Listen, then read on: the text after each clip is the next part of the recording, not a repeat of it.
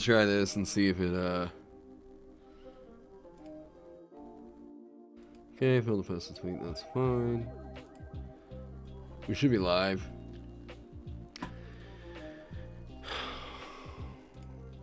Let's see what happened. We get everyone back, maybe. I'm gonna not multi-stream this one. It seems to be okay. We're back up. Hey. Nah, you should be okay. I think it's just me trying to multi-stream this over on Twitch. Hey, blue thumbnail.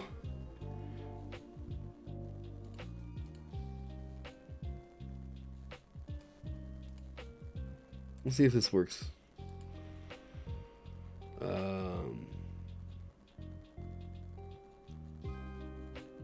Are we back? Are we good?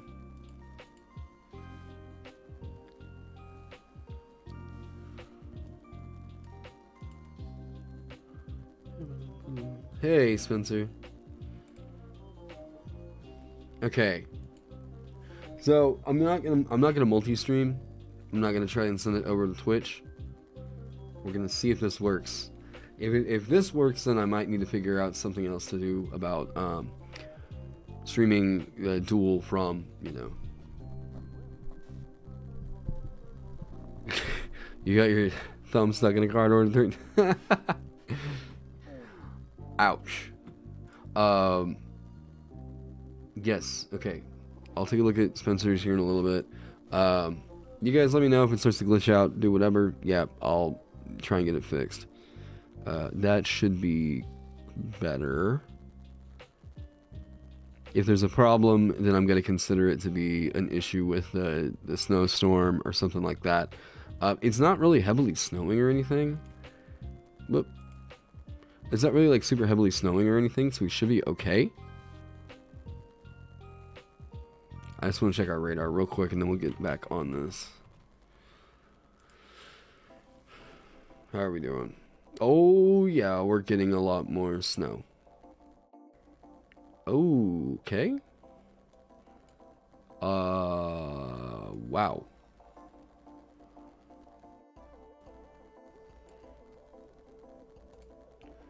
Yeah, we're probably gonna be in for the night, the weekend, the everything, man. But this is good. This is good. We're snowed in. We're gonna get this stuff done. Okay. And this is all coming our way, right?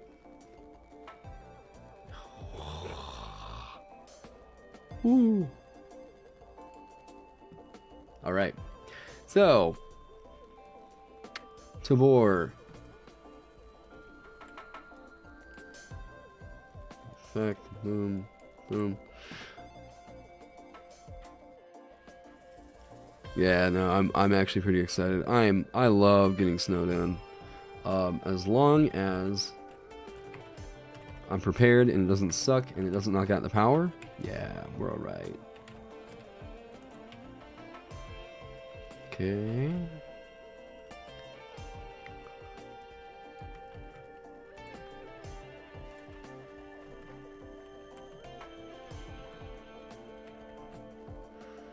Okay, that gives the DM an out. Hooray. Set lock place measures this form. Yep, there we go. This is all pulled from one of the adventures. Because it said that it was a draconic rune on the disc.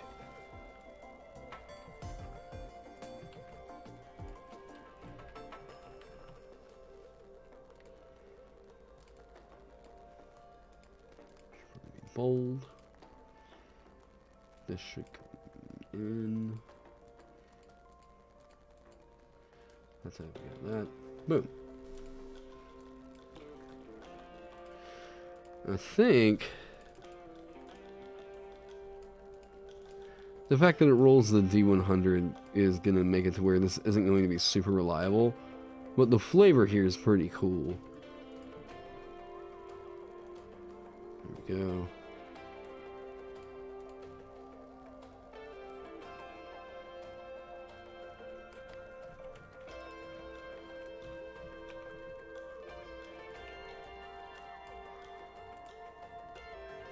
And if you guys have any questions about the rune designs, anything like that, feel free to ask. Hey, Zach Attack. Biomancer, I am going to do that actually right now. That is on my agenda for crap I gotta do on this one. So, yeah, awesome soul. I want to knock this thing out this weekend. I want to get this done. This class is... I'm at the point. During the break, I actually listened to a podcast. I really got. Yeah, we are, Mads. We're finishing this shit. I really got into Smiling Friends. I think we talked about this in like a previous live stream, and I think that Zach Hadel, one of the creators on there, not only is he a hilarious dude, but his work ethic is extremely admirable. He's someone who, like, not only is he just absolutely hilarious, but you can just tell that this is a guy that just has that attitude of, yep, I want to get this thing done. So I super respect Zach, and I was listening to a podcast of him talking about, like, you know, the whole procedure of going through with Smiling Friends and what it took to get that thing from start to finish. And, like, I think this needs to be...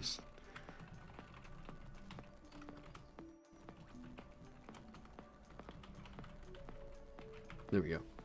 This needs to be something else. Maybe illusion? That'll work. That'll work for now. I need to come up with a different word for it, though, because Tobor is taken by something else. Anyways, so... I was listening to a podcast where Zach is talking about what it took to get, like, Smiling Friends even off the ground. And he was like, you know, whenever I was 19, I had proposed a show to Cartoon Network. They shot it down. They thought it was just, like, not really their style. And here I am now with like a new show that just showed up on Adult Swim after fans had demanded, like, yeah, we really want to see more of this, right? And, you know, he's talking about how someone, I guess, in the podcasters, like, Patreon had asked, how do you go from working on a project to, like, actually, like, the point of, I feel like this thing is good enough to put out there, and how do you know when it's good enough to actually get into people's hands? And Zach was like, there just comes a point where you have to just be like, you have to stop analyzing it into obscurity. You have to stop with the self-critique. You have to stop with all the analysis paralysis and just get it out there, you know? You think you know the podcast? It's the create... Oh, man, what was it? If I can find it, I'll post it in chat. It should be in my history, right? Yes, the Create Unknown. I'll post this up in chat. Zach has an amazing work ethic. You want to go here, like, not only is the dude incredible at writing, yes, Create Unknown. I just posted it up. But hearing about somebody that's, like, dealt with so much rejection of, like, his content, of, like, you know, starting out on Newgrounds and hearing constantly about, like, this thing is just, it's not funny, and dealing with, like, the critique of the internet at large for over 15 years, and then going to having, like, his own show. It's like, you just have to be willing to know that someone out there is going to say that your thing is shit, and you have to be making crap. Like, you just have to keep making stuff in spite of knowing that there are people who are going to say that the thing that you made is bad, right? Because, like, you guys might like the stuff that I write. That doesn't change the fact that every time that I write something, I'm always worried about, like, yeah, but how's this going to be taken? Like, what are people going to think of that, right? His constant defense of Shadman? I think he stopped basically associating with Shad, like, 3 or 4 years ago. Like, as far as I know, he doesn't talk about the guy at all anymore. I think all those dudes did. If you were watching like the Sleepy Cabin stuff and keeping up with like that whole, you were keeping up with that whole group, basically from 2015 to today. Like they don't talk with Will Stamper anymore because he went crazy, you know. Stamper is his own problem. I mean, there's a reason he got kicked off of Has-Been Hotel. But yeah, so like the yeah, he stopped defending him along with Stamper. Yeah, it's, and I mean they don't even associate with Aaron Hansen anymore. Like, who is Will Stamper? Stamper TV. Stamper is the voice actor that was on Has-Been Hotel. He was a part of Sleepy Cabin, and you might know him from some Newgrounds stuff. He did a lot of voice acting, mostly because he's got one of these like a really crazy voice. Like it's a bizarre voice inflection. As far as I know, no. Because there was a whole big fight about how, like, Aaron just doesn't have, oh, okay, so, I was watching Game Grumps, like, back in, like, 2015, 16 or something like that. You know, me recovering from surgeries, I was not moving around a whole lot, and it was just something to, like, put on that I was like, alright, cool, I can't really go out and see my friends for, like, years right now, but, hey, Aaron and Danny seem like alright dudes. I started watching them for the better part of like a year or two, and then it was like, it just stopped being entertaining to me. I don't know why. I mean, I won't shit on anybody for watching Game Grumps, but like, it wasn't the kind of thing that I could just put on in the background and, you know, chill to anymore, right? I don't know what happened. Maybe I just grew up, you know, or I got really busy with college. So, Aaron eventually became like, if there was anything that was going to potentially damage his online reputation, he would just bend to the will of whatever the hell it was that like the internet said this is what you need to do. And it turned Game Grumps into a really, like, Aaron specifically just doesn't seem like he's got a spine. Like, you know, they didn't like Aaron's attitude towards certain people's content. Yeah, that was another big thing. Aaron tried to accuse some people of bullying that just weren't actually bullying. Like, yeah. You were 100% the Game Grumps demographic, and it completely passed me by. Yeah, Aaron also tried to, like, Aaron tried to accuse what was it? He tried to accuse a certain animator of, like, bullying some people, or, like, he made a similar accusation or something, and then people just pulled up years and years of Aaron doing the same exact thing to other people, and, like, you know, Aaron was like, man, it was just mean, or whatever, and, like, yeah, so, he's a hypocrite at times. Yeah, Sir Paleo, that's right, Sir Palo. Whenever Sir Palo's video was just pretty harmless. It was, I mean, yeah, so Aaron tried to come off as this, like, hey, you shouldn't, yeah, kind of crazy how the internet keeps a record. Hey, this is just really mean. You shouldn't be doing things like that to, I never really felt great whenever people would, it just, I'm probably misquoting it all. I'm just mostly thinking about what, I remember seeing it from the outside, right? So that happened, and I was just like, oh my god, that just made me like, I'm too old for this shit, you know? Like, I grew up, I'm not into this drama or what the hell ever they're trying to do. And then, like, there was some weirdness that happened around the Pro Jared thing that, I mean, because me watching a lot of the D&D news, because that's whenever I started, I think, kind of forming my identity in, like, the D&D scene. You know, I'm a designer and whatever. And that was, like, the big news, what was that, 2 years ago? Was that a year ago or 2 years ago? Where Pro Jared, you know, got kicked off of all the D&D streams and whatnot.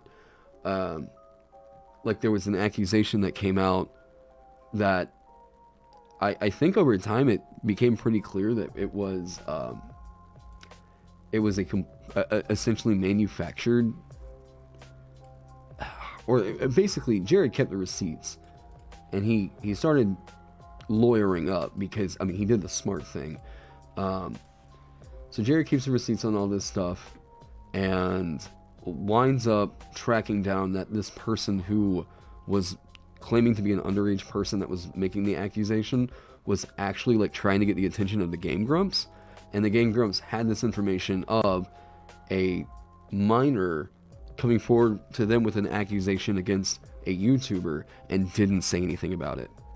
And like that you know, not so much about like, are you trying to do this to screw with somebody, as in like, I think it's pretty shitty that like, if you guys knew about this, that you didn't say something, you didn't come forward with this information, right? Instead you were like, I'm just gonna hang back and do, I don't know, if you hear that one of your fans, if this is a thing that you know, you should have probably been handling this when it happened, not like a year and a half later.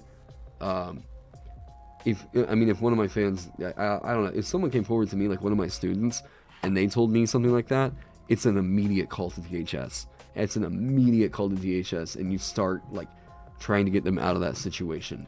You don't sit on a fan coming forth with an accusation like that and then not do anything about it. I thought that was pretty bad. So I stopped really giving two shits about,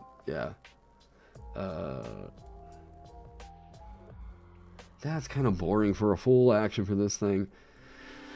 11d6 radiant damage, yay. The gym dragons are all going to be psionic, so it should give you some kind of measure of psionics. Been through a lot of shit in the last 5 to 6 years. Yeah, and like, I mean, I wasn't exactly a huge fan of the dude. Like, but I mean, you gotta admit, that dude tore down those accusations in that video and showed how to deal with a cancellation. Like, oh, I did Awesome Soul, I did, yeah.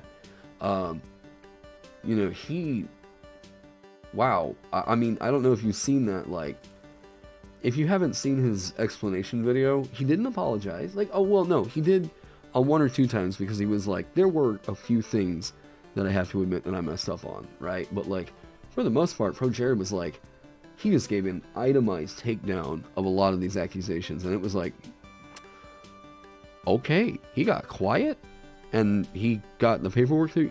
Well, yeah, the whole divorce thing, that's between him and his wife, or him and his ex-wife. Like, you know, he cheats on her with Holly Conrad, that's between them. Hey, that is not my business. It is not any of our business. That's what I'll say. They can use their bonus action to just teleport. That's a pretty sick thing to be doing as like the legendary rune.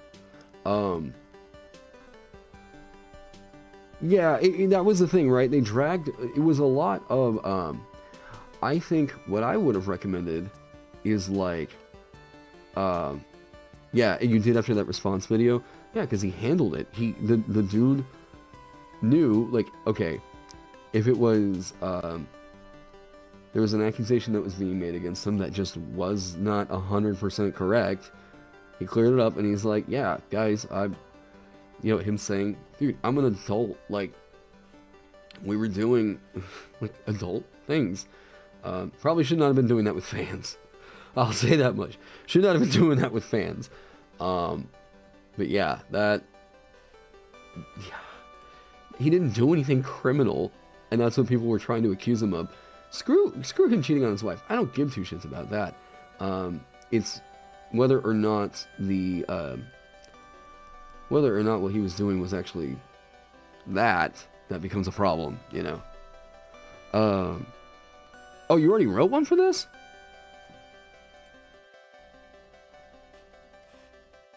Bahamut. Oh yeah, so you would mess with this, the enemy one. And I remember liking...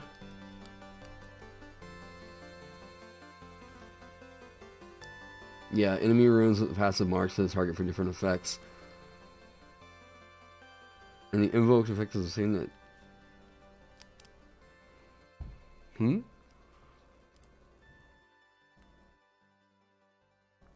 Due to long range attack... Oh! Ooh! Ooh! Huh. That's kind of cool. What? Huh.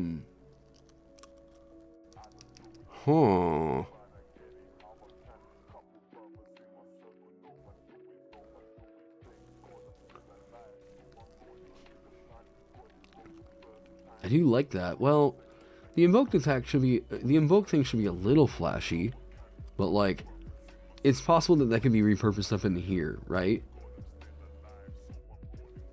No like, the chosen creature type gains no benefit from cover against attacks you make. Or against attacks the creature holding the object makes. It was more so the way that it was dragged to the public and used to attack his career. Another example of a time Jerry got quiet and came with receipts with you. Oh, yeah, like... But again, like... The thing I was concerned about throughout that whole thing was whether or not it was underage fans, not that he was cheating on him with his wife. That's none of my business. Whenever I had heard, like... You know, he was... I don't want to get too into it, but, like... Whenever I had heard the big major accusation, that's whenever I was like, homeboy's a piece of shit. Okay. And I'm guilty of it, right? We hear that, and I'm like, okay, yep, this guy's an asshole. I better just, I don't know what, unsubscribe? Does that feel good to, like, just go over and unsubscribe to their channel? And I'm like, yeah, I'm doing my part. Like, sure, you're, I don't know, I guess it's cathartic, but, like, realistically, that's not really doing much. I guess as a mass, like... getting together to cancel, then yeah, it gives at least it's a show of the fuck you-ness from the entire platform, you know. But like, from what it sounds like, he basically put the brakes on that fall and I mean started recovering, right? I don't think he's gotten back up to 1 million subs, but still he's able to make a living doing YouTube still.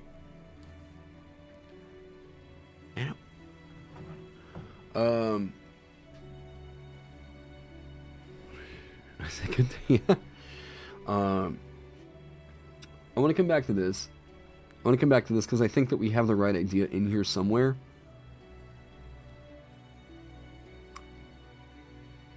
This also feels like a little weak, but I like the idea.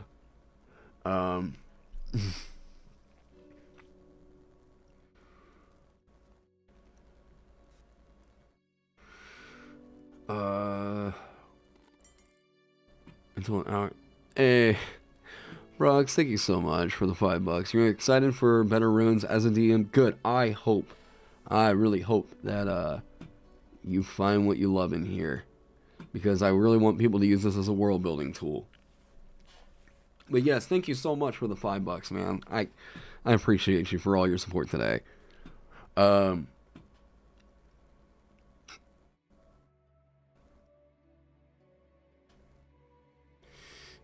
Yeah, I think, oh, you finished? Okay. The Gym Great Worm. Okay. Yeah, I think that figuring out a way for the healing to work is going to be the way that the Bahamut rune needs to go. Sardier can use her bonus action to teleport to, and any okay. I think that this is good. You're already world building my your great wall stuff with dead Runekeeper.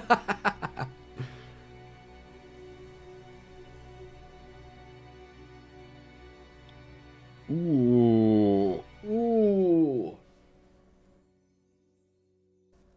Oh, wow. Holy crap. That's good. Okay. Okay, okay. Hmm.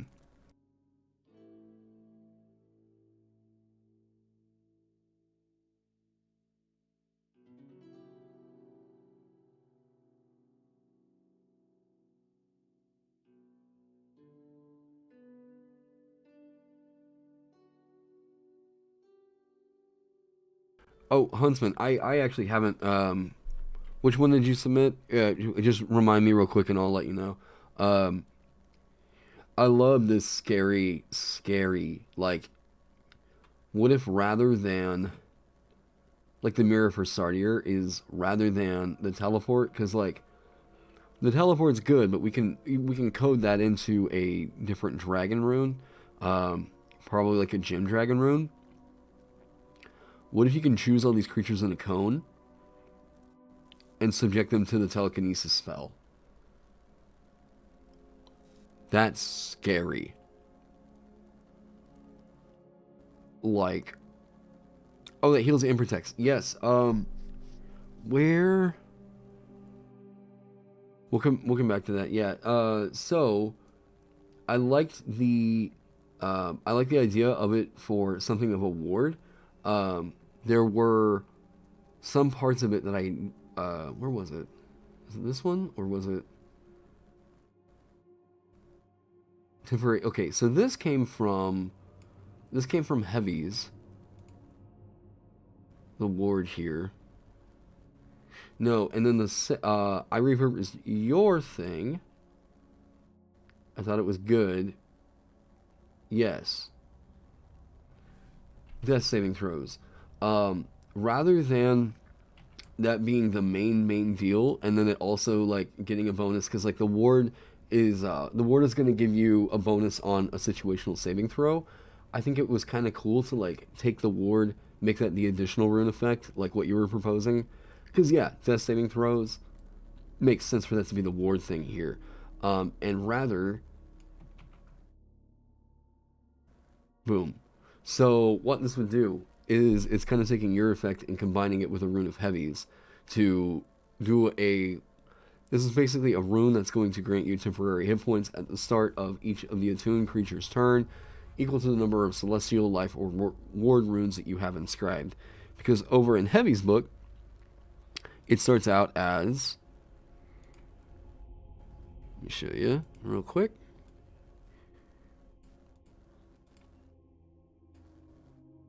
There we go. Heavy's book, it starts out with this called Overshield. Overshield is while you're wearing this armor, you gain 8 temporary hit points at the start of each of your turns. Bring that over here. That becomes Custodia for the ward. I debated on this being possibly the armor rune. Possibly the armor rune. And then it makes sense to take that idea and put it into the additional runes. The passive effect, or sorry, the invoked effect that you had written. What was it? Feral rune ideas? What? Oh, Feral. Okay, that's the name. Ooh, but Feral. Ooh, but hang on, sorry. I'm gonna write this down as a rune name before I forget it.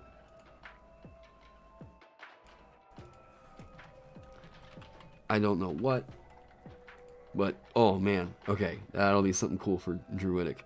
So I've gotten quite a few.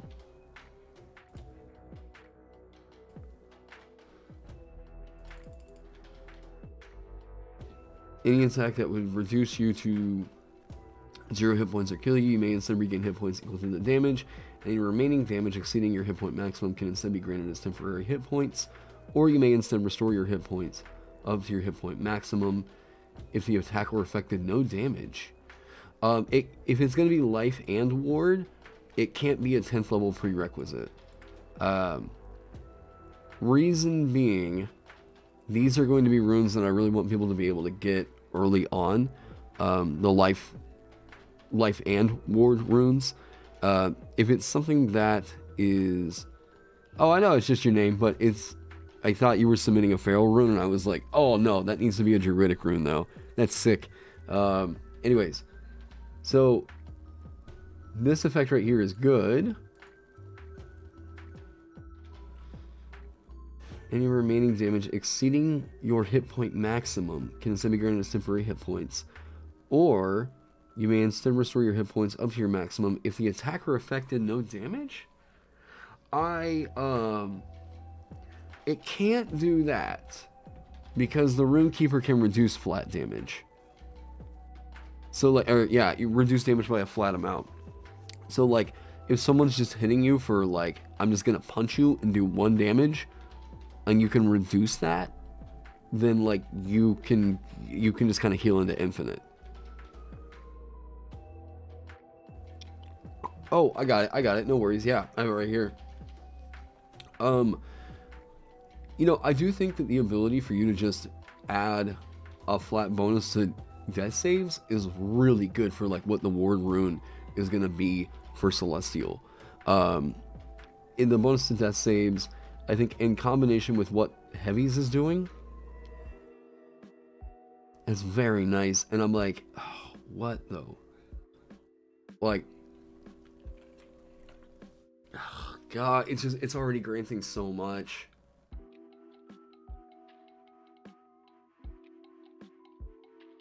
Well, I guess you don't get that kicker. You don't get the additional runes for a while. And then once you get it, bam, you get the death save thing. And then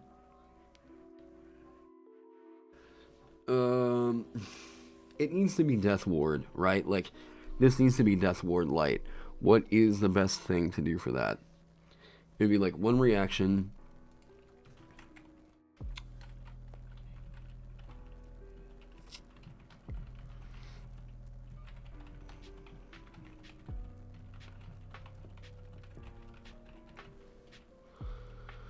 One reaction which you take when the attuned creature drops to 0 hit points.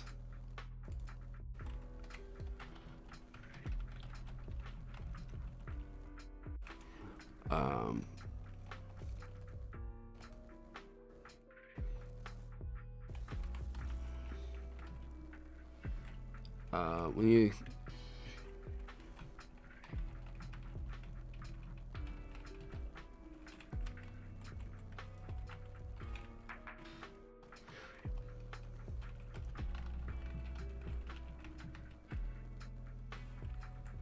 take the damage instead. For 1, wow, that's, I mean, you invoke this once, and then you have to re-invoke it again each time. Gains temporary hit points. Like, you can get this. And then if you take the damage, this is one that you're trying to give out to somebody else, which I think is okay. This doesn't really work for you. This doesn't work for you.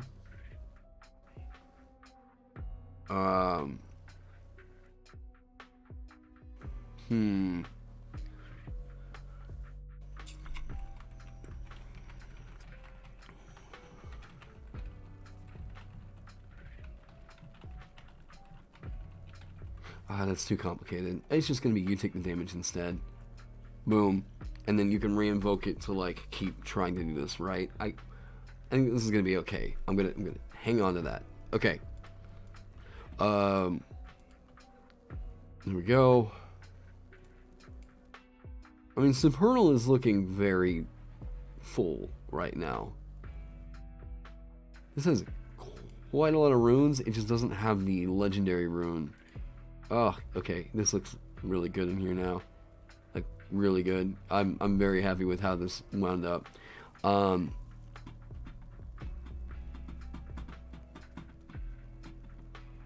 Okay, so Spencer had submitted 1 Biomancer, and then we'll take a look at Spencer's. Biomancer, you submitted all the...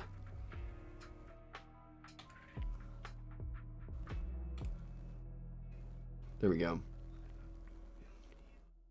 Swamp Critter, it might have to be Beast.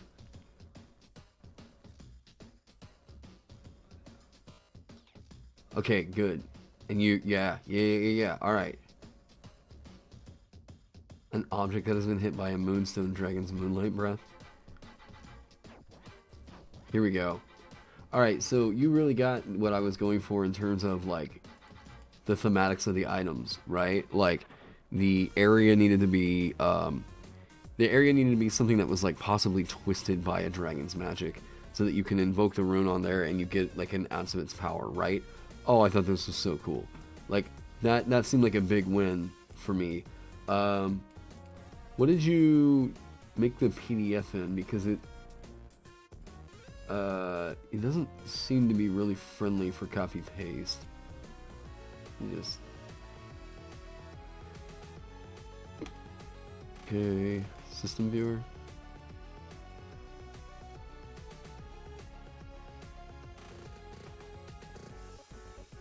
Draconic for water. Amethyst dragon sound a connection to water. You can cast a clairvoyant spell once per long rest. Requiring no... okay. Targeting any body of water? Hey, how's it going, Jared?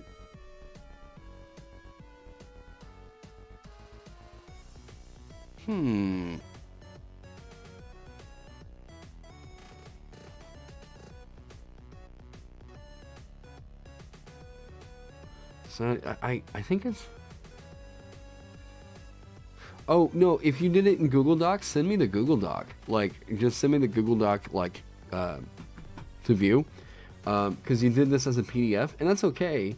I just know that whenever I copy and paste it over, I'm gonna, there's, like, paragraph breaks and crap I'm gonna have to get rid of.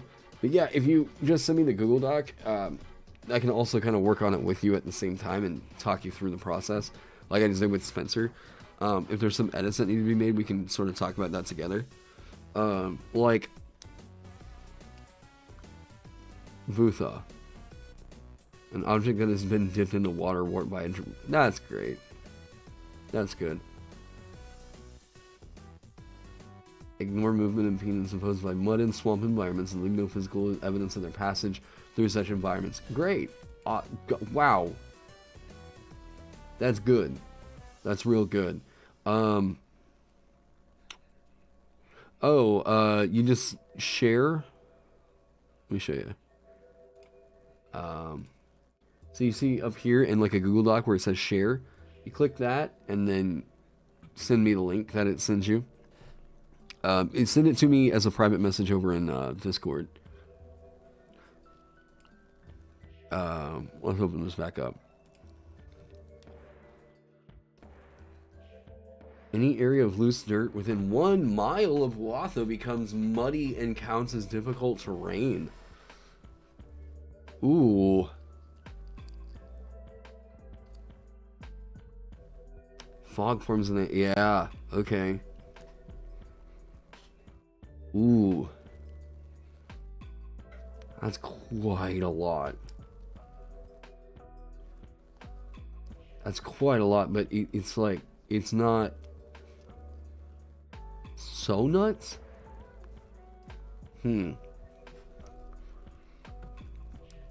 Okay. Have I looked at... no, I haven't looked at... well, okay, yes, I briefly looked at the Runechild Sorcerer.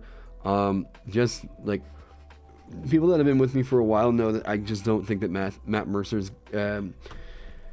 I don't think that he's designing... I don't think his design chops quite meet up with his storytelling chops. I think he's a great storyteller. He comes up with an awesome fiction for a thing, awesome cinematics and everything. But like his mechanical side and knowledge of D&D 5e could really use some shoring up, at least in terms of designing for the game. Runechild offers way too much in that 6th level like stance. Was that the one I'm thinking of? The Runechild that has like... or is that the... it's also just like not using... it's nowhere near the system that I'm making this with. His is like... the runes seem to be like alternative spell points or something like that. Or sorcery points. Like they're like sorcery point light or... I don't know. It's another element of tracking that I just don't think looks... it just doesn't look incredibly easy to pilot, I guess.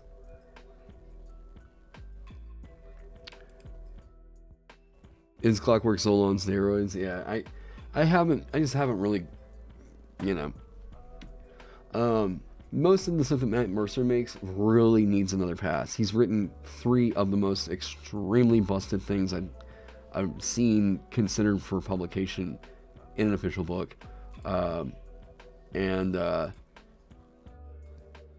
Yeah, they're just really not reasonable for play. And I like Chronomancy Wizard is my one thing that I'll point to that I'm like, if people say, well, what Matthew Mercer writes is all right for D&D, I look at that and I'm like, dude, he literally broke spellcasting with this.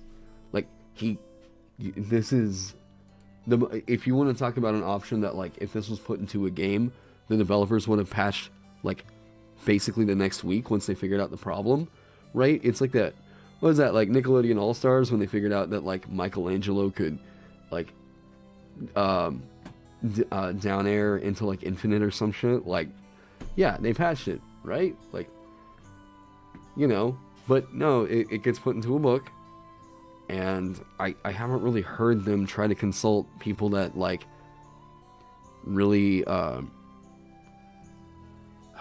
yeah, it's narrative first instead of mechanics, right?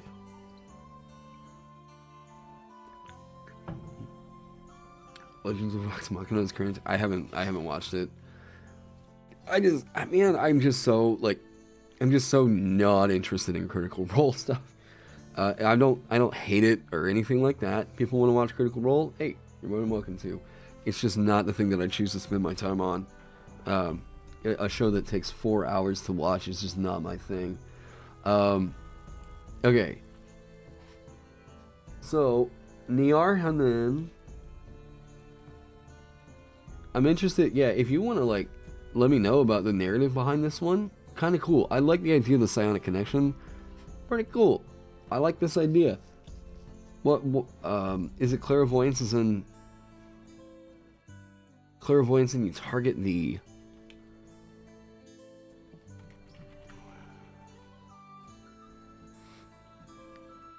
I live in a happier world than you?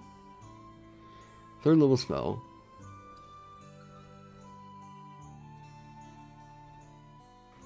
And I guess you can just choose the body of water and always see or hear through it.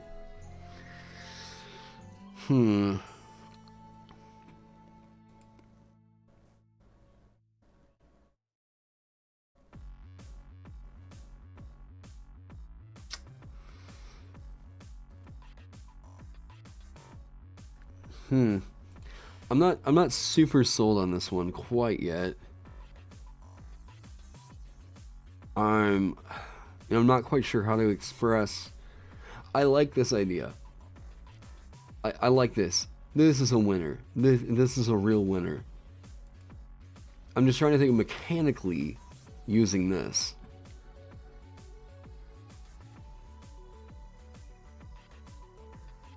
And like, I can think of one creature. No, I can think of like 2 creatures in particular that this might be good against. That's going to be the Odiug and, like, the Aboleth, right? And maybe, is there, like, a layer from, like, that this kind of came from? Because, like, I mean, we'll talk. I'll see what you say about all that. Vutha. This is cool. This is pretty cool. And it does have that effect of, like, this feels like this is what the dragon would call in order to cause its lair to come into shape, which is sick.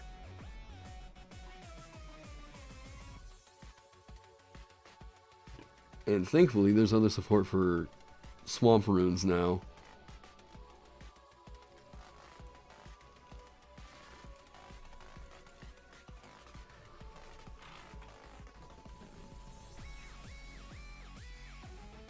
Okay.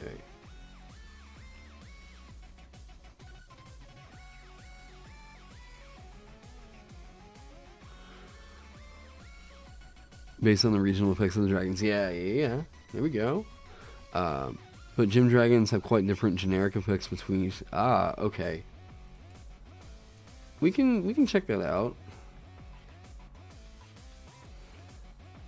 Maybe Merchant's Folly is that all narrative is a train and mechanics are the railroad, and we know you gotta have the rails before you can, I guess, move the train, and Merchant's just shoveling coal?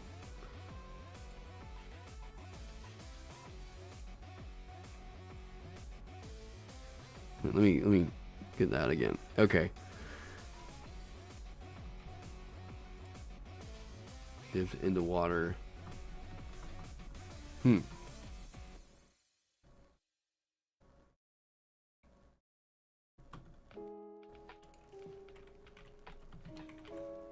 Okay. All narrative is a train and mechanics of the railroad.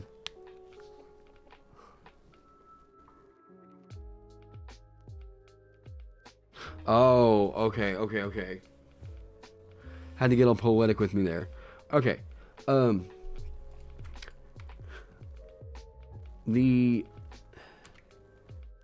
have been times where it's been pretty clear, like, Mercer needs to get somebody that knows the game to do, like, some editing with him.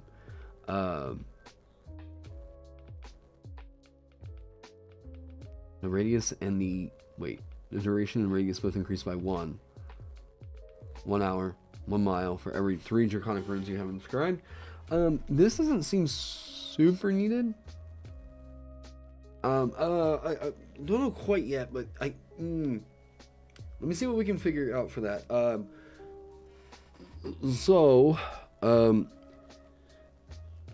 Mercer needs someone to tell him no on some stuff. Like, no, like, he needs someone to tell him why, like, some of the stuff that he's designing isn't, like, he's a good DM, but he's not a great designer right now. He could be a great designer if he worked with somebody that could, like, kind of help him edit with the system. He has great ideas. He has awesome ideas for what a character concept could be. But it would be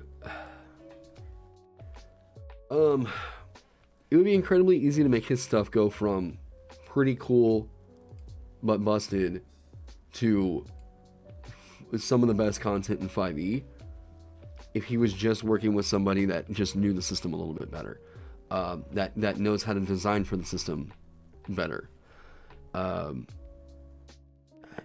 like he writes good content. He writes good narrative content. But, like, man, like, that's honestly sometimes the hard thing to do, right? The hard thing to do sometimes is just to come up with the reason behind, or what is the engine that is driving your, what is the engine that is driving the inspiration for the character concept, right? That's a pretty hard skill to develop. Maybe Mercer's Folly is that. Oh, no, wait, where was that? Shrinking the Bear is a perfect example? How do you mean?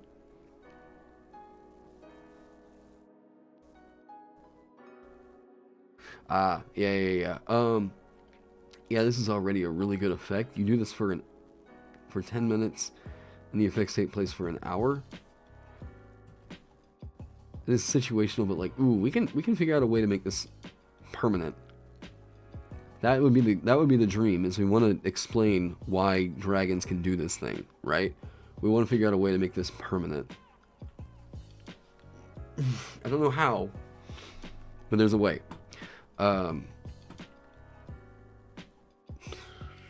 Yeah, there will be a way.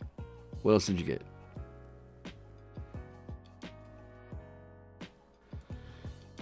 Critter.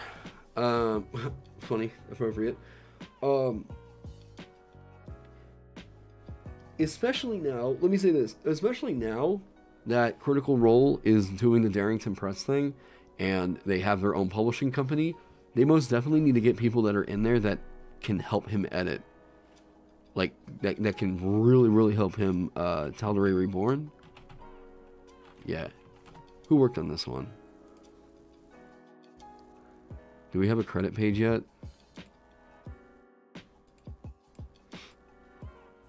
Oh, wait, no. Okay.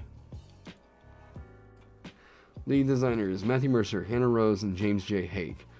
Okay. James J. Hake. Okay, James Hake. I think I can't remember if we're following each other or if I'm just following him.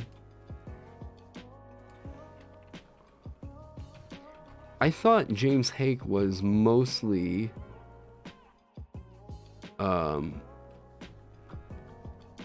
I thought James Hake was mostly an adventure writer. He did work on Waterdeep Dragon Heist, Called Another Deep. Like, from what I remembered, I thought, yeah.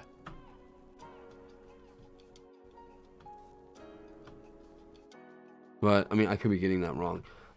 Hannah Rose.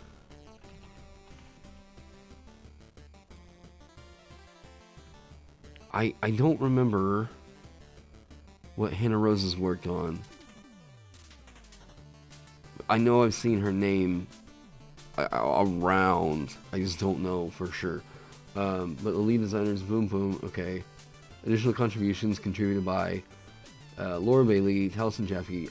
So they did design work or they were writing? John Stravopoulos and Abigail, okay. Interior illustrators, were there any editors?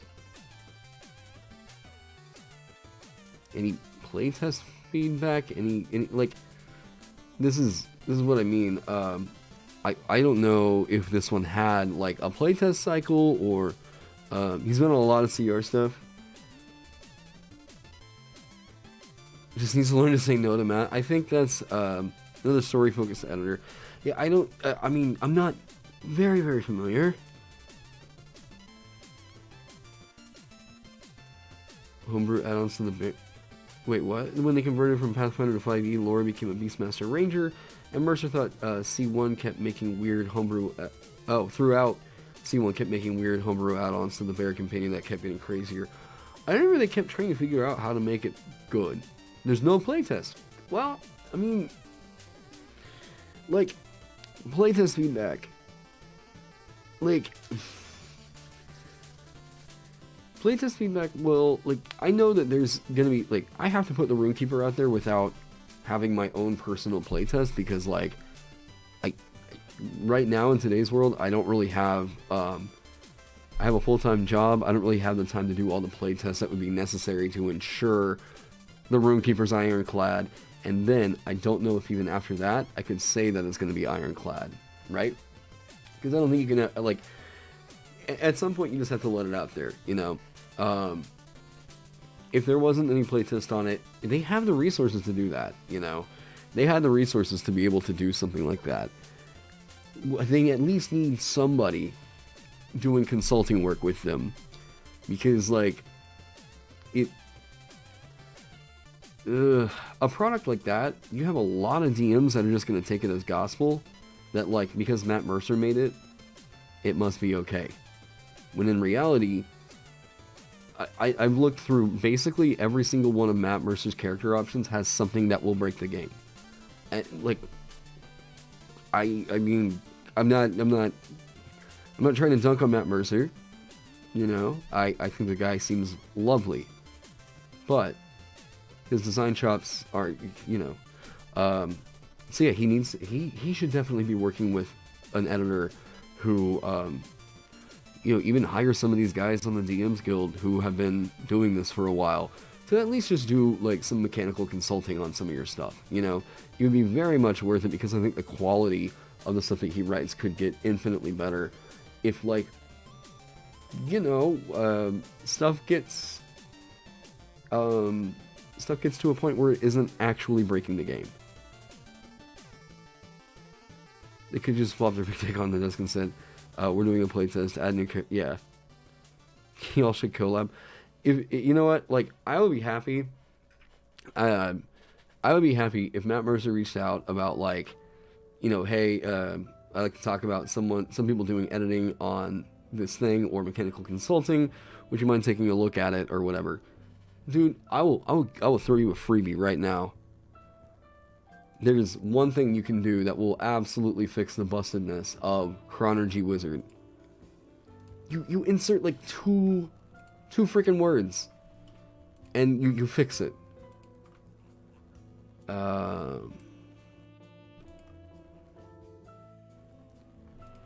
Because I like so much of what that one wants to be. Where is it? Conjuration. Chronergy. Boom. Arcane Abeyance.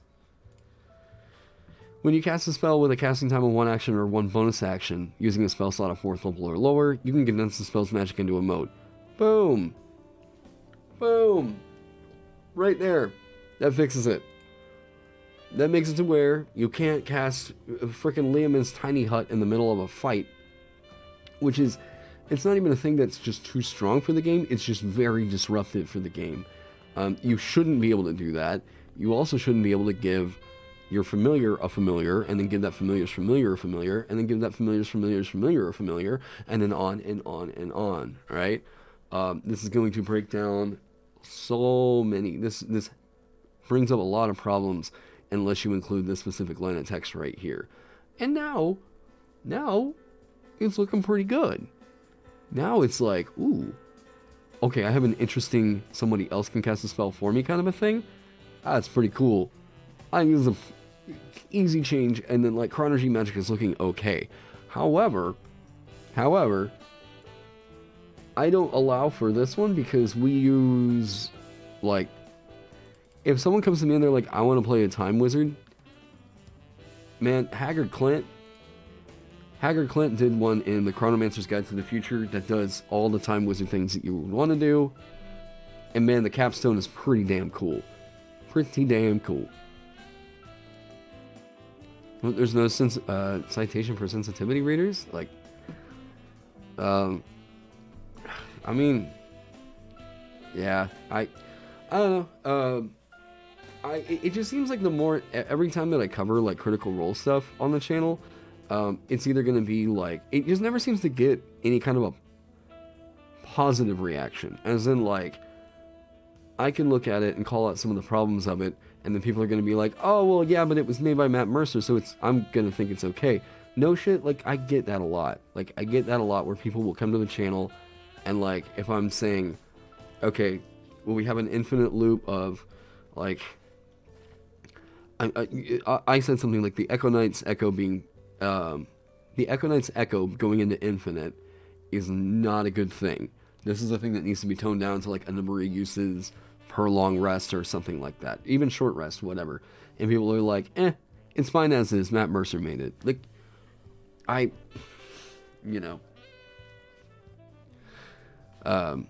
but I mean, I'm really, yeah, it puts me in a difficult spot because I think a lot of people look at my stuff now and they're like, oh, this is the guy that was critical on Mercer. And if somebody finds a crack in this, I just feel like all the walls are going to come tumbling down. I'm like, this is, part of this is me showing off, like, oh god, let's get back to the good old days of 5e, yeah. Yes, I have issues with Echo Knight's Echo Chamber, Yagami Fire, oh, yes, 100%.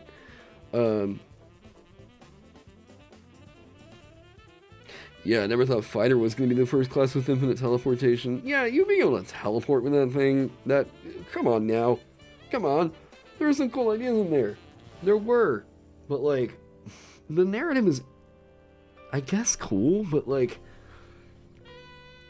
God, I don't know that, like, the flavor even super got across. You make a duplicate, and you can make as many of this duplicate as you want. First off, that's a lot. Like, that's already a lot. You put another body out there on the field, that's already a big, nice bonus right there. You being able to just do that without any repercussions if the thing dies, like, even you poop out another one. Oh, jeez. RPF Phantom. What's RPF?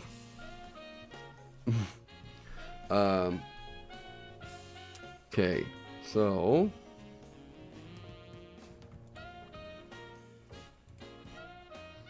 I think, what is it, an hour? Okay. Now, I condensed all the magic runes down. Real person fandom. Oh, you mean like a parasocial deal? Yeah.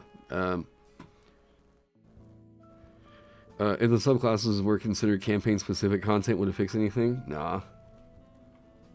The problem is that they're busted for the system. It doesn't really matter about the setting.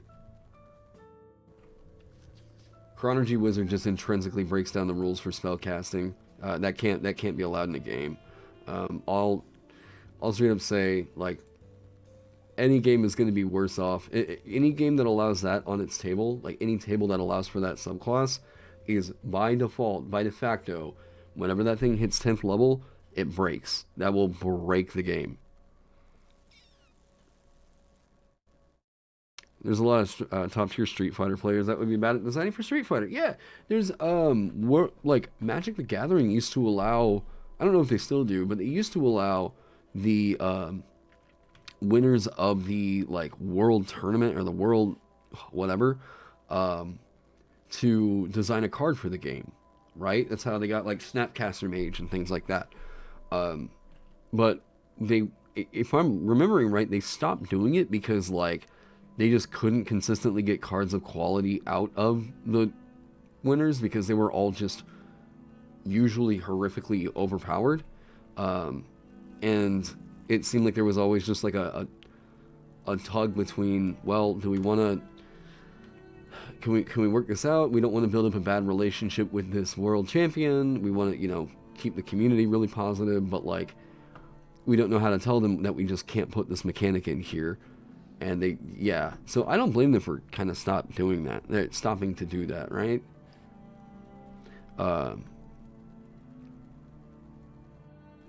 Yeah, I can definitely program the game myself.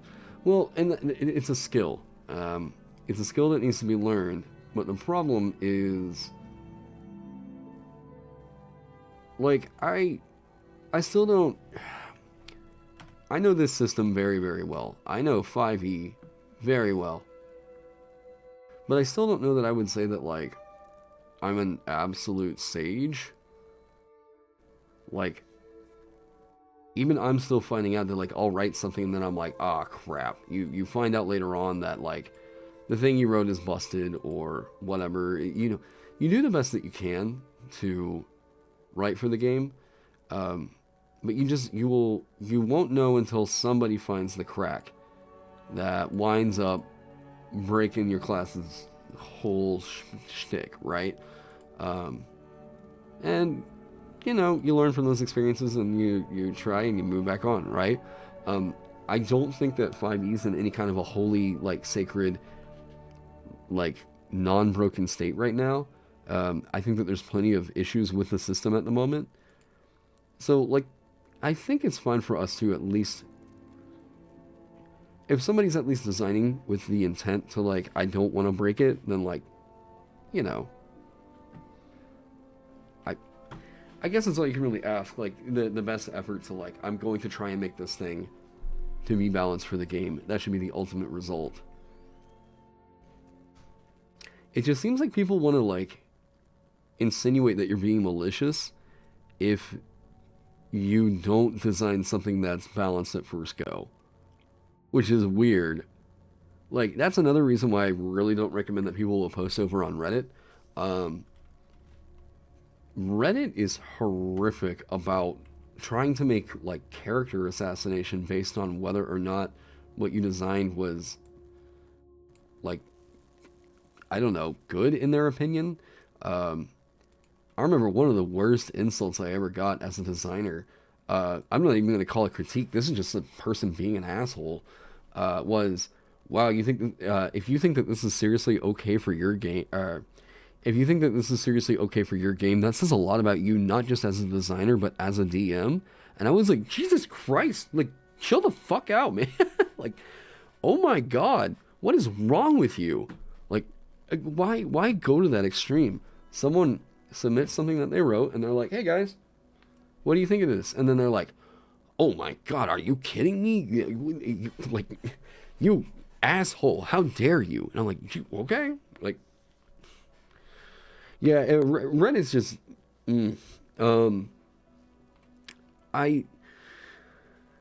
I don't know that Mercer. I don't know what they would think, honestly. It depends on how well laid out it was. Reddit, for the most part, just wants it to look pretty. The prettier it looks, the better it's gonna do.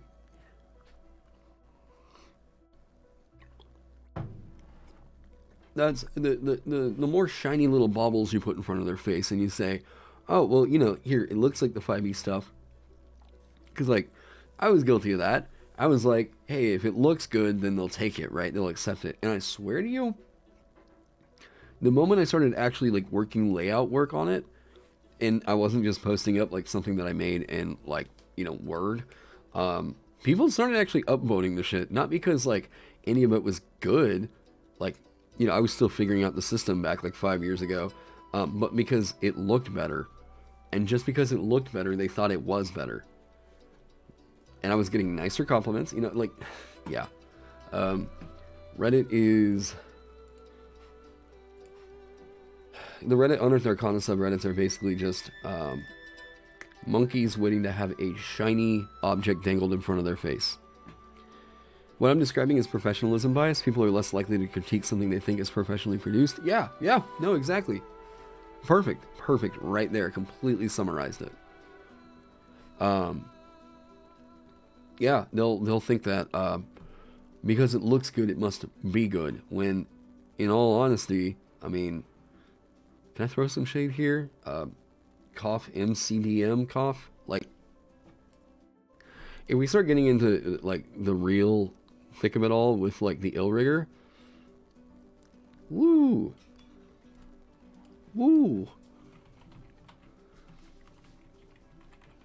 that can get trimmed.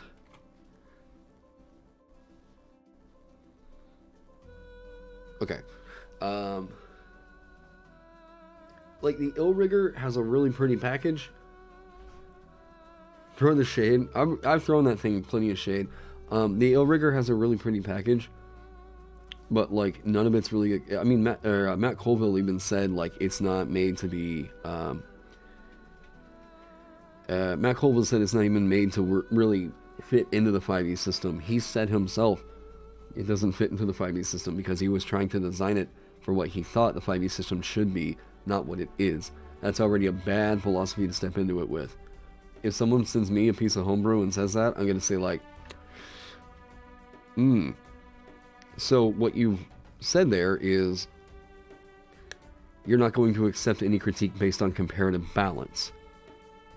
We're going to have a real hard time then, because if the objective of balance is to make sure that your character option doesn't outshine other people at absolutely everything, then we're going to have a hard time. Yeah, exactly. He said, not a 5e thing. He designed an MCDM thing, right? And like, okay, well, if your thing is supposed to plug into the system, and I'm going to have, like, if I have a player that comes to my table and asks to play the ill rigor, I'm like, I'm going to have to do a lot of work to get that thing to where I'm going to feel pretty okay with that at my table. And I'm just like, please, can you just play Conquest Paladin? Reflavor it, do all your, like, Hell Knight stuff that you want to do, but just go play Conquest Paladin, please. And if you're not cool with that, please don't bring this to my table.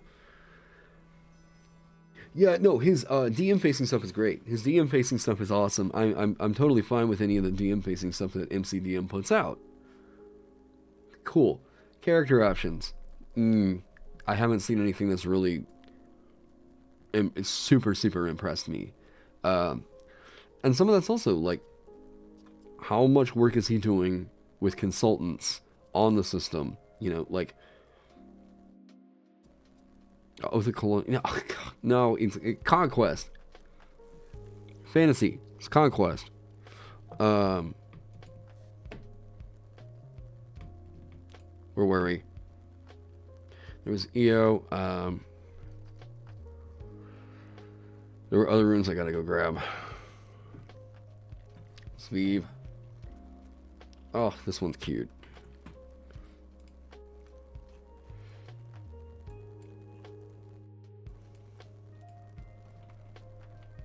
Oh.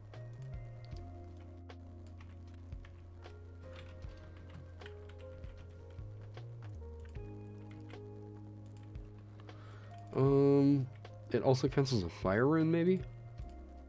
Because it came from a brass dragon.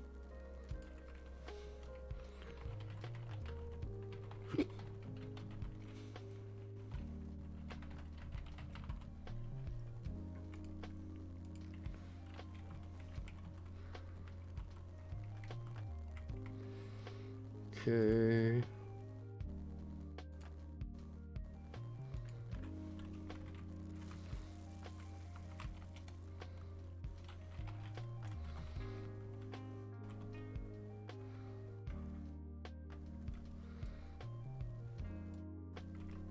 This can just get cut.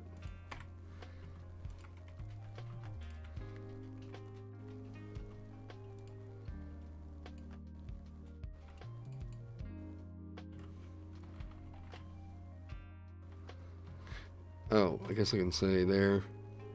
Yeah. Constitution saving throw or fall unconscious for 1 minute. Now, let's cut this.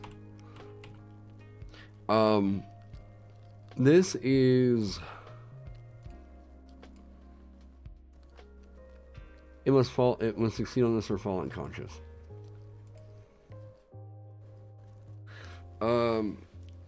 The problem here, takes damage or someone uses an action to wake it, but you can keep doing this. Hello. Hello. What are you wearing? We're suiting back up to go back out. Oh, I keep forgetting you're going back out. Yeah, so I'm putting layers on. Okay, how are the roads? Pretty icy, but it seems like people are driving okay on them as long as they're slow, but they're definitely icy. Are you guys driving? No, we're walking. Oh, okay. That's what we did last time. I said no. We're just over here at Rogers. Gotcha. Wait a minute, you want to show off what you're wearing? Sure. You want to show it off to chat? Yeah. Oh wait, which yeah. So I've got this long but shirt. that doesn't really show off how I've got like yeah. So I've got these leggings on, but then here, hold that. Hold that. No, this. That you want me to hold that? Yeah. And then I've got other leggings on Yeah. underneath of these leggings. Ugh. You look warm. I'm about to be even warmer. You feel Then I'll warm. put this on. Spicy. Okay. Yeah. Got a turtleneck going. Nice. Oh. Spicy. Pepper dance. Laughs in Vermonter.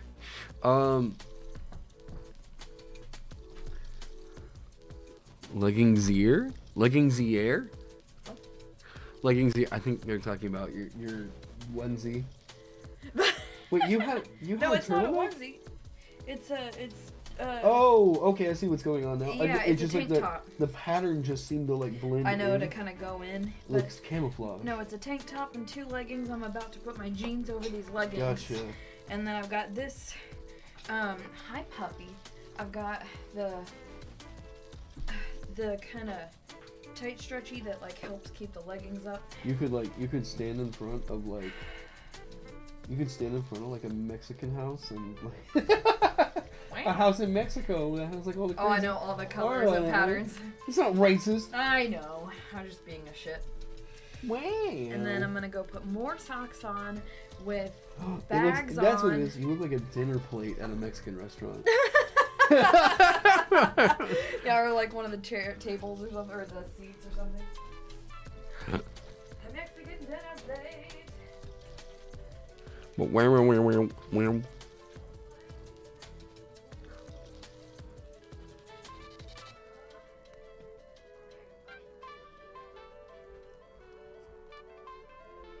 It's good to have layers in wintertime.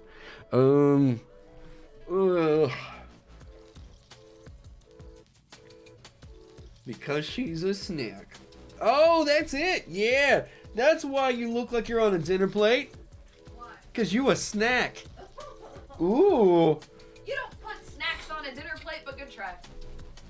I put pizza rolls on a dinner plate all the time.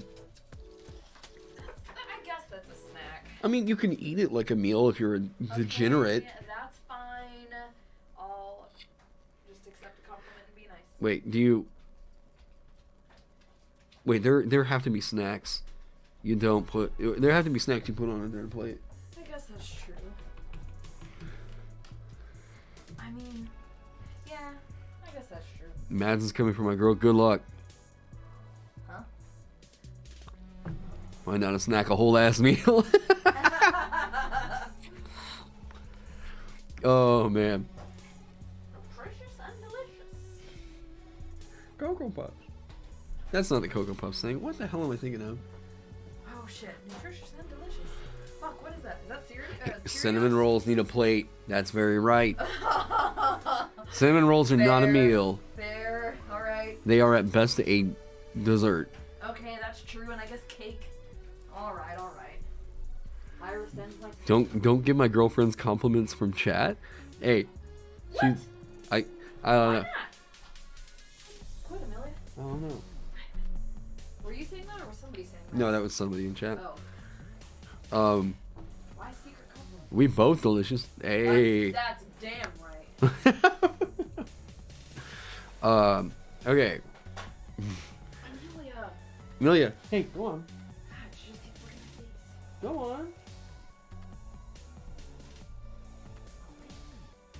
Amelia, go on. Okay, so this can't be a Constitution saving throw.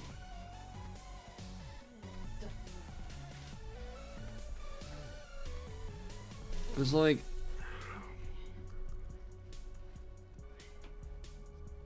if it takes damage or someone uses an action to wake it, like... this is a huge amount of shutdown, and it has to be, like... this is super disruptive unless it requires something here.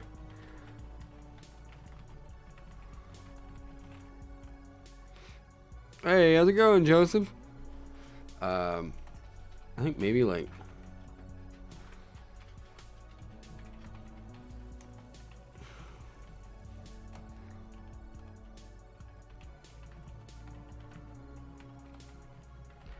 God, I was almost thinking about going to Quick Trip and like, oh, wait, you're not in here. Oh my God, I'm talking to nobody.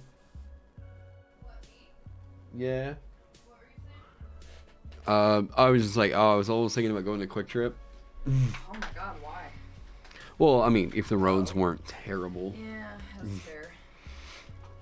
I mean, it's not that far. Ooh, they're putting out review copies of the Dark Souls 5e? Really? Ooh. Oh, Dark Souls 5e? Oh, hell yeah. I'd play the shit out of that. Ooh. Because I can't play the actual game. I'm not good at video. I'm not good enough at video games for that. Maybe once you play a little bit more Breath of the Wild, you might be willing to take on some Dark Souls. The only reason I don't think so is because I get too frustrated. Like, I'm already mad at the dragon that's, like, flying around the mountain and I have to shoot its eyeballs. Like... not good at it. Especially if death is punishing. Fuck no. Well, like... The death... well, death is not really super punishing in Dark Souls. Well, you lose all your souls and shit, don't you? Yeah, but, I mean, you get to a point where you're like, those aren't hard to keep getting back. It looks very questionable. What does? CR is like, right now you don't want to see that viewer count dropping. Hey, you know, I mean, I criticized them for 4 hours worth of content, and here I am making 6 or 7, so, you know. Okay. I mean, like, the package looks great, right? Like, this looks good. Oh, it's Stormfort. You're gonna get me in trouble. I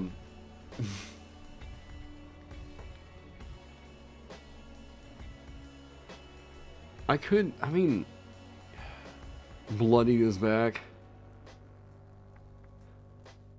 Like, I mean, whenever they say this, like, that's right, kids, Bloody is back. It's like, no, it's not. It's in this world. Like, no, other people have put blood. Oh my God, this is like whenever someone that doesn't really know about D&D writes one of these. Yeah. Rune of Bees. Oh, that's an interesting point. I wonder what it's going to do for the social aspects of D&D. Magic users have a finite number of attunement slots, with various spells taking up the different number of slots, so you don't just roll around dungeons carrying powerful magic abilities, like Doomguy carries long guns. Individual spells have a specific number of casts before they are exhausted, so they're going with Vancian magic. There will be plenty of synergies with, well, I guess not really. Wait. So...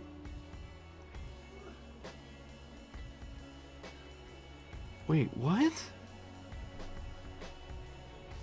Oh, Bloody, I mean, Bloody hasn't happened officially, but other people have been able to make it work for 5e. No saves against death. Okay. So you just don't make death saves. You hit 0 hit points and you're dead. Players will respawn at a bonfire, just like the video game, and as a penalty, they will lose a portion of their humanity. How that plays out in role-playing terms, we'll have to wait and see. Okay.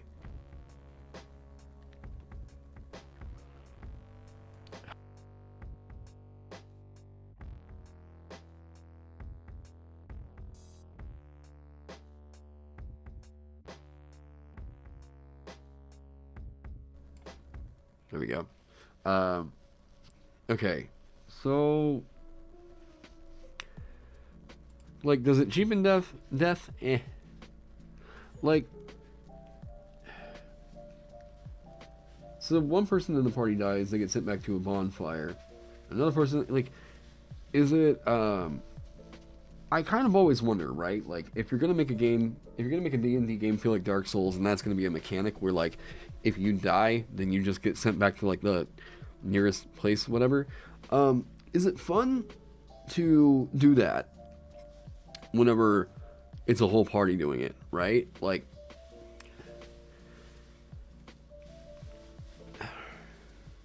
I don't know. I mean, I'd be interested to see. I don't have a problem with this in theory. I mean, I would love the feeling of, like, I mean, you know, the Majula, like, the world of Dark Souls going through, like, Anor Londo could be cool, except for the fact that that world is kind of canonically fucking empty. Like, there's not a whole lot of social interaction that happens. Enemies are thrown at you constantly. The world is quite cool. The world and the lore to Dark Souls is so cool. I don't know. We'll see. Like, I feel like you would get this, and, like, is it just, I mean, it doesn't even, is it that big of a book? Let's see. Dark Souls video games, Steamforge games. Is this gonna give me their link? Resident Evil, the board game. Right, okay, so these guys have done a lot of video game adaptations. Dark Souls is a solo game. Yep, that's another good point. I need to check out Mark Borg. I've heard about the system a lot. Okay, so yeah, Steamforge also makes some great looking minis. These Epic Encounter series are pretty sick. I want to get, like, on their freaking mailing list. Can I? Okay, there we go. Now, upcoming. I'm curious about this. Oh, wow, they are printing it right now.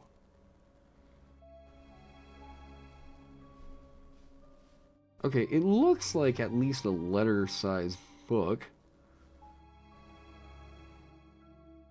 Borg is a Swedish Chef Muppet setting. Yeah, dark.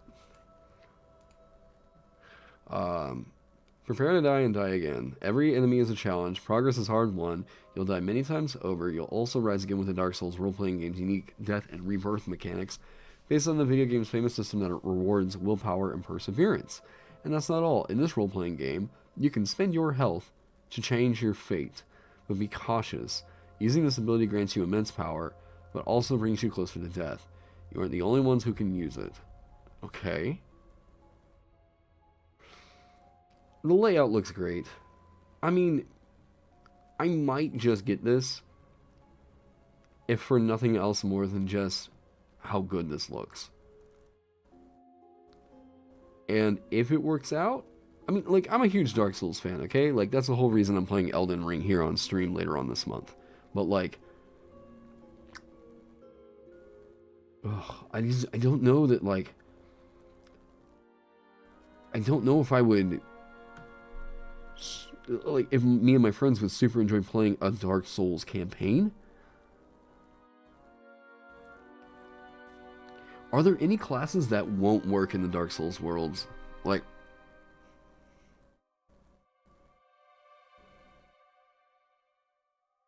yeah. Yagami Fire's got it right. Yeah, the combat mechanics of 5e are not as tight and well put together and exciting as the combat is in Dark Souls games. Dark Souls games are interesting because combat is quick, frantic. You feel like you have to be thinking every single second, and you know, where they outline more of the things they do. Sure, if you want to post it over in Discord or something. I'm gonna get back on the runes, but like, I'm curious what they think this is meant to be.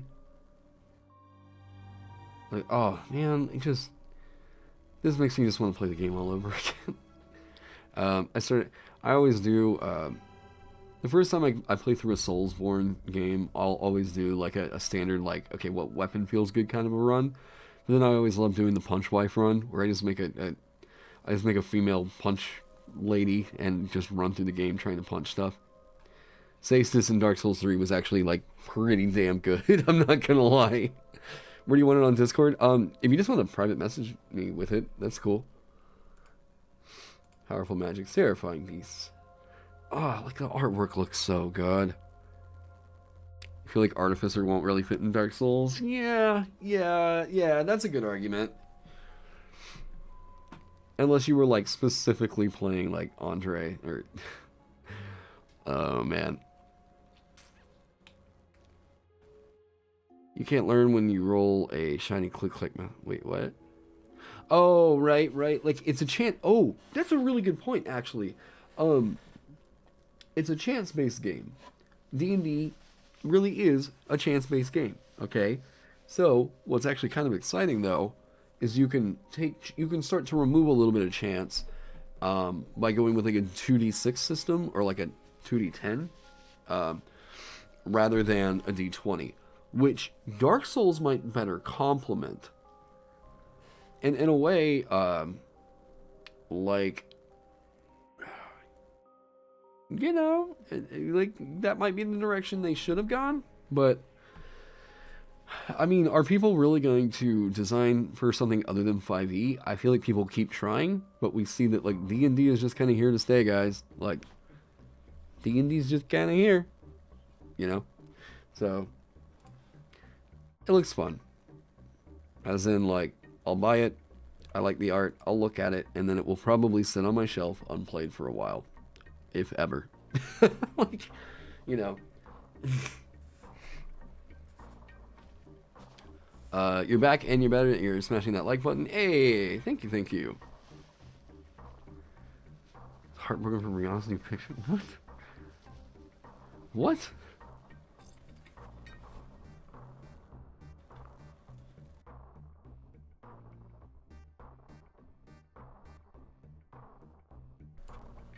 Sorry, I keep muting my mic. I don't know what's going on with my sinuses tonight. Yeah, another tofu press on the shelf. Yeah, like, there's a lot of, it takes quite a lot for a product to come along that's like, oh yeah, this is something I'm going to use constantly at my table, right? It's not too often that really happens.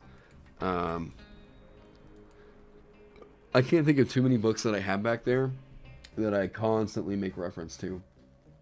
A lot of those ones I picked up, I checked out once and I was like, oh, this is interesting, and it goes on the shelf to die. Like, you know, like, Stars Without Number, cool, there's some ideas in there. Will you keep your phone on you so that, that way I don't have to take my keys. Okay. I just don't want them falling out of my pocket. And then lose them in the snow. Yeah, let me turn off bedtime mode. Cool. All right. Love you. I love you, and if you have to call, give me a minute to answer because I have to take all these gloves off. All right. My shelf is a black hole, basically. If I want to gander, and that's the outline. Oh, wow. Yeah, might. Alrighty. Hey, there you are. Love you.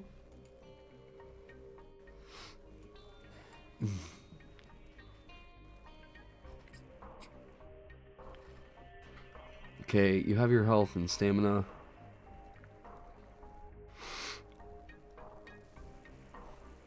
Flavie doesn't have anything resembling stamina, so you amalgamate the two into a single position called, okay, a single value called position. So a resource you can spend to tweak a dice roll. Wait, so you use position, so... What?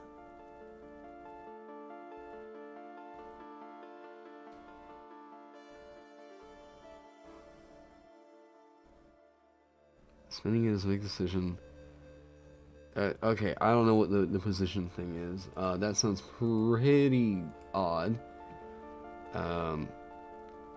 Dreaded movement. When an boss's health bar hits half or lower, their behavior shifts.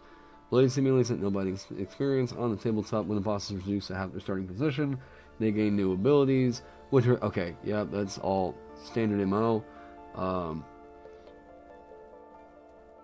Yep. Magic. The Vansky magic system is well known, but it's definitely not suitable for a Dark Souls game, so that's gone entirely. Its place is a flexible new system drawn directly from the video game to eviscerate your foes and empower your allies. Has attunement slots. Okay. So.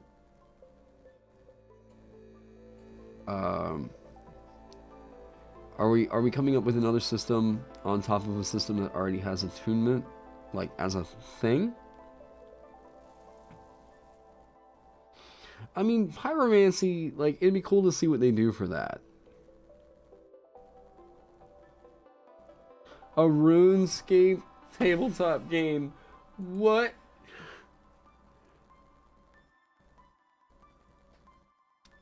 Are we gonna get into everything? Just everything tabletop game? God,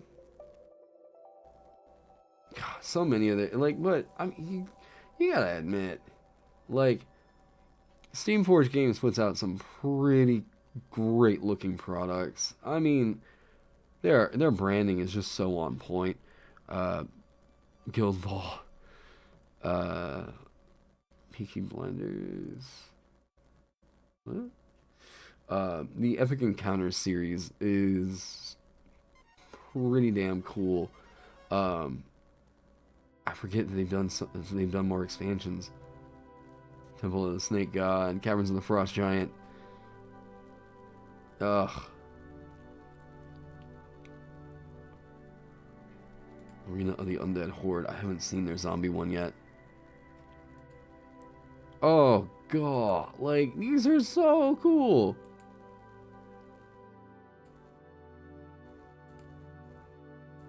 Great looking minis. Like, just awesome looking minis. Now, it's $50. Which, a little expensive, not gonna lie. God. But like, man, if you just want great looking spiders, I don't know that there's any better looking ones out there. Is it just the big one? Oh, okay, if it's just the big one, maybe. Oh, but God, I love their look. I love their branding. Yeah, pretty sick. I'm gonna lose my mind when I get my hands on a physical board. Oh yeah. I wanna get into that one. RuneScape D&D. Yeah, like RuneScape is another one of those games that I remember playing a little bit as a teenager, but like I just didn't get super into it like a lot of people have. I know some people that like to this day in their 30s, they are still playing the same character that they had whenever they were like 14. Oh yeah, Morkborg's layout aesthetic is so sick.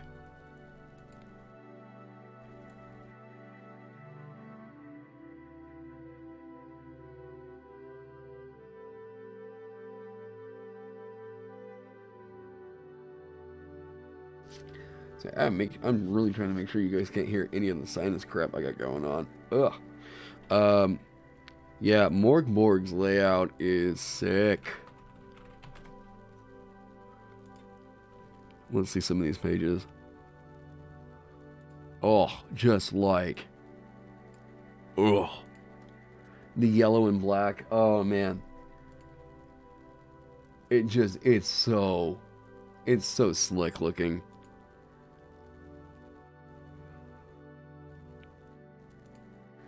But yeah, I definitely want to pick up the books.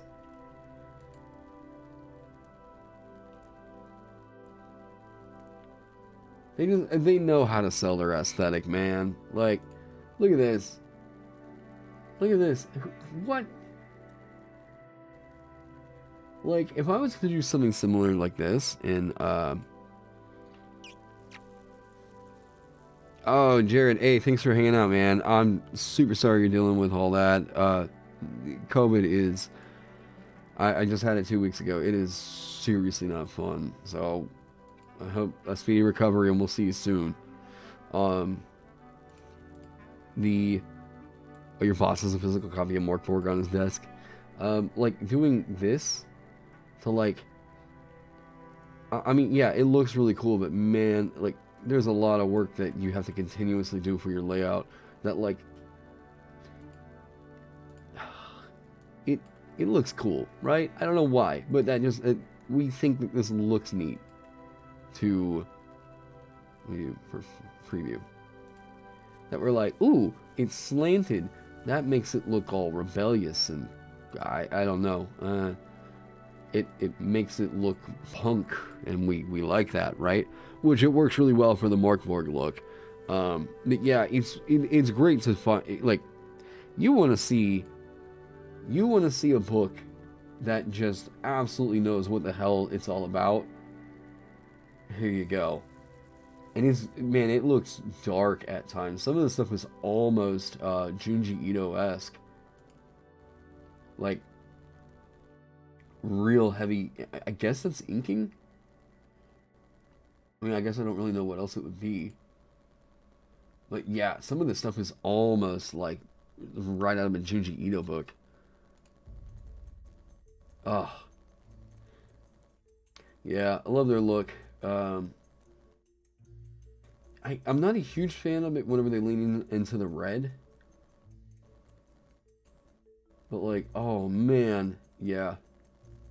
They're sick. This is sick.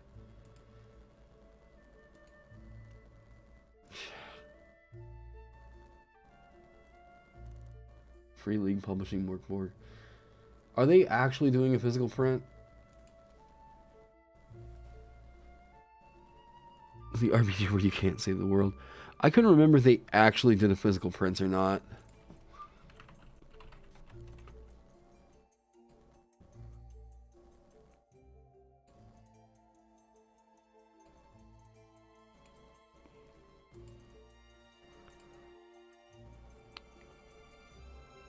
The Art Punk RPG. Wait, whoa, what? How much is it? What is 278 KR? Oh, Kronas. Oh, it's only 30 bucks?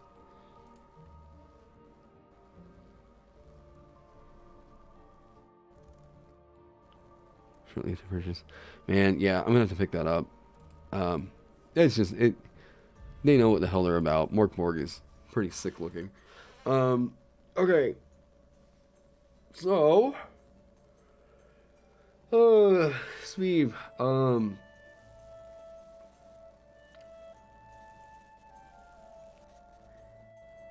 I don't know that 15-foot cone in a saving throw. Once you invoke this rune,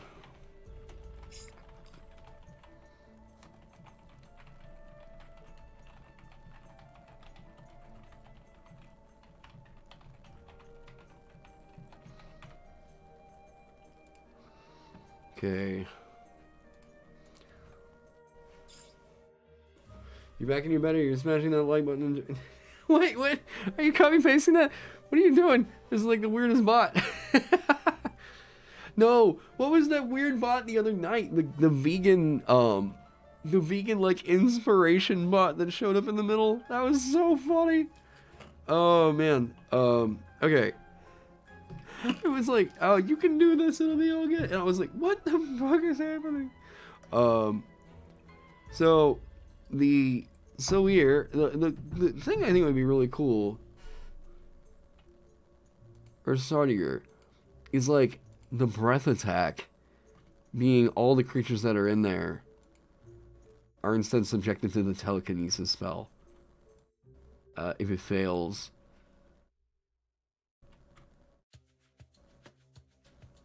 8d8 necrotic damage is already really good. I think that's a little too good to try and keep scaling. Vegan inspiration rune.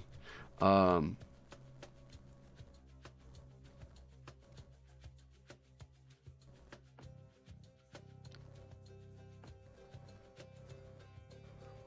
God, that's so good.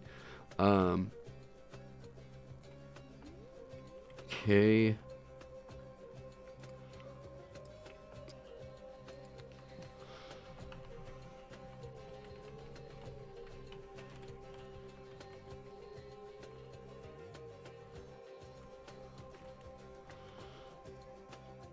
Each creature in there must make a...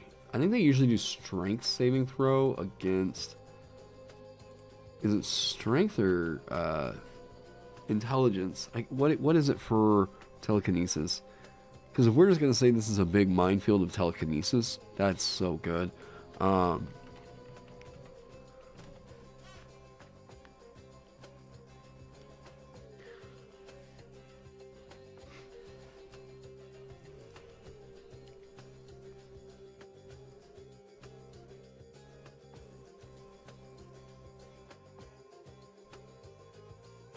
Each creature or object in that area must make a...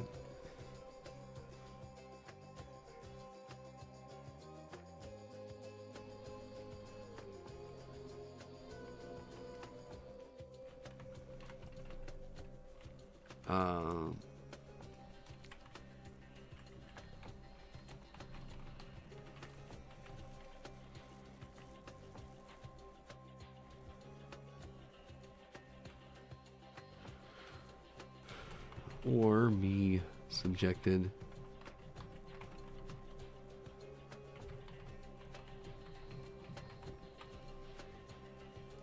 Now that's huge. Huge. Each round for the duration. Okay.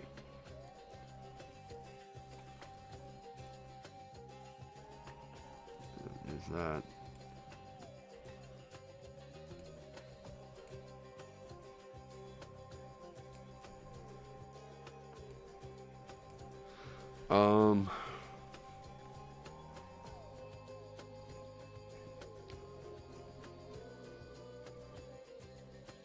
Man, it would be kind of cool if he could do that, but like, maybe it should just do psychic damage in a wave and just call it a day.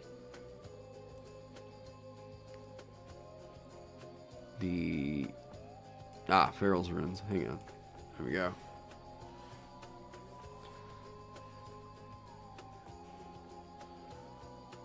Wait, what? Do you really... Making brew runes?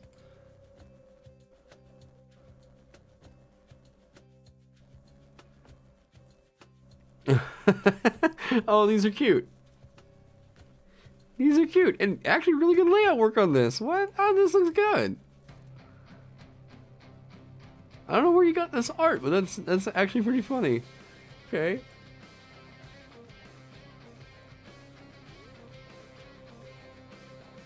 This is adorable.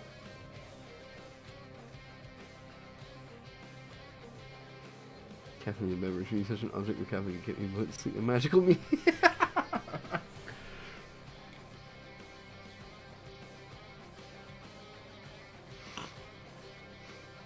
Maintain concentration on smells. Alright, you're really appealing to my coffee love. Okay.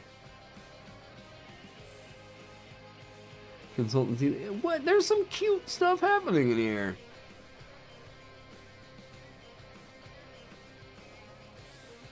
Okay, okay.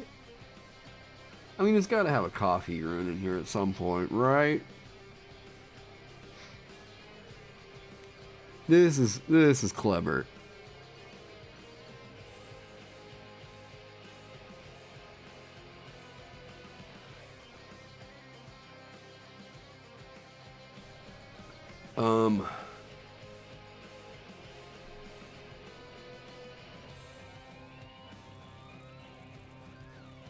That was your thinking.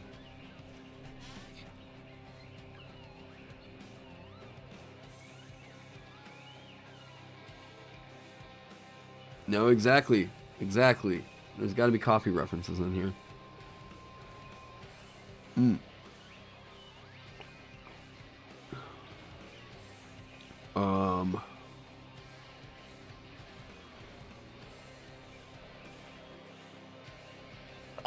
Okay, these are really cute. I want to figure out what I can do with these. Where do you get this art, by the way? That's just adorable. Wait, does it have runes? What? Where'd you get this? That's awesome. Is that an actual Dethic rune? That looks like actual Dethic runes or Davic runes.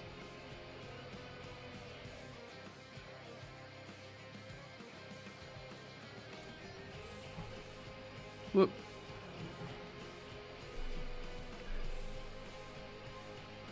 Huh. Oh, you just use Google and Photoshop some runes on it. Gotcha. Man, it looks good. Like, you got the curvature of the cup and everything, like the mug and everything going. I was like, okay. It was the Goblin rune. Yeah, it looks like the Dethic rune. Or Davic, anyways, Davic Goblin, yes. Yeah, I couldn't use it because the illustration isn't actually owned and, like, licensed and stuff, but... Wow, I mean, like, you photoshopped that on there really well. Like, it looks like a part of the image. Yeah, your Photoshop job was really good.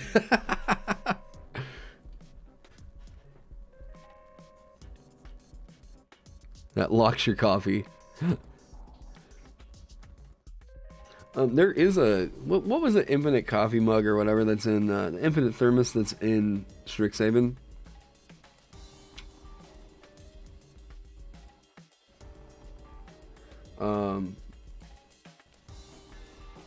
Oh, wait. Okay. Hang on. Falls unconscious for 1 minute. The effect ends if a creature it takes damage. Uses an action to wake it. Falls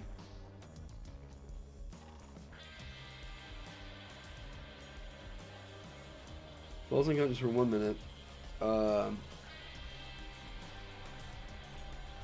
Now, this is essentially giving your entire party a round of advantage against that thing. This scales up with you much better than anything else. And this is going to be the de facto thing that you're going to do, because there's not too many creatures that are immune to being knocked unconscious.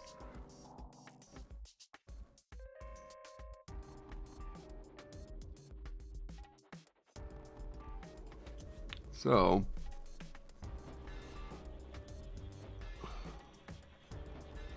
This is going to be pretty hard to write and keep in check. Because, like, not too many things are just immune to being knocked unconscious. This is based off of the Brass Dragon.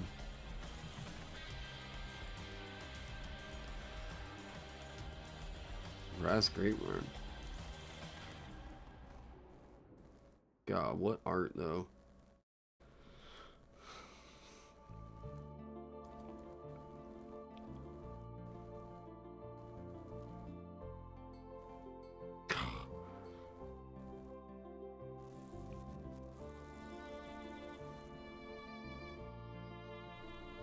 jeez, like, yeah, recharges like once per. This is a god tier. Like, this is what it means to be a god. Like, that is such an insane power.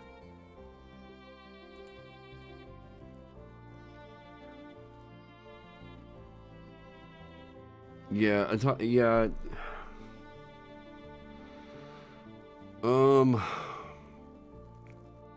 Wow, 300-foot cone.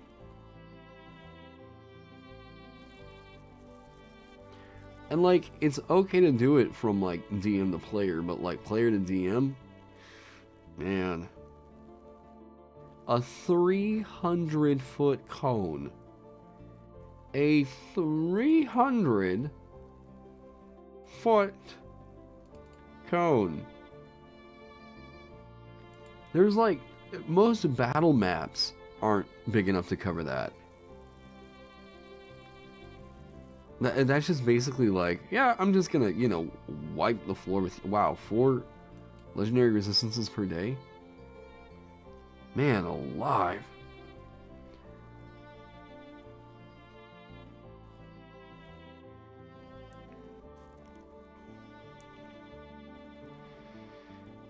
Okay, so how can we do the sleep?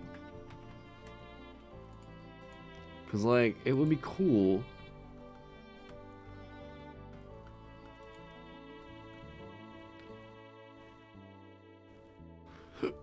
Like, yeah, those are the big boys. If it takes damage, right? I mean, the creature wakes up, boom, it's not unconscious anymore. Probably not prone, but it's not unconscious anymore.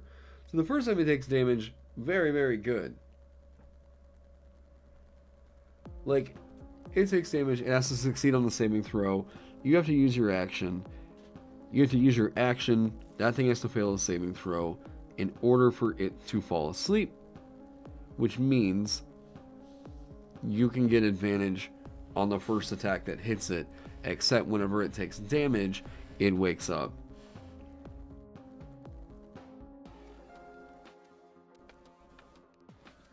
Yeah. You're just like out to get gas, and then suddenly it's just like, huh, what's that cloud coming up over the distance?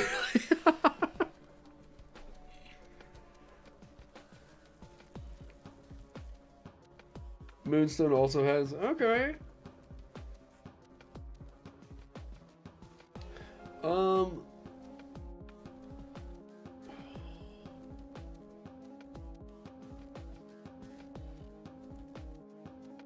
How does sleep scale? Because it's off of D8s, right? And it can roll a maximum of like, oh, 5d8. An additional 2d8 for each spell slot level above. Okay, so the max that you can get out of this. I love my little calculator, my little dice roller. You guys saw this video, right? Okay. 1, 2, 3, 4, 5. Okay, second level. Third level.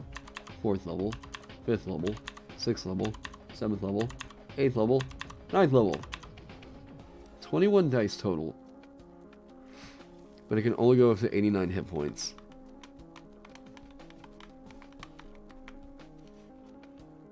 God, that spell is just, it falls off so bad.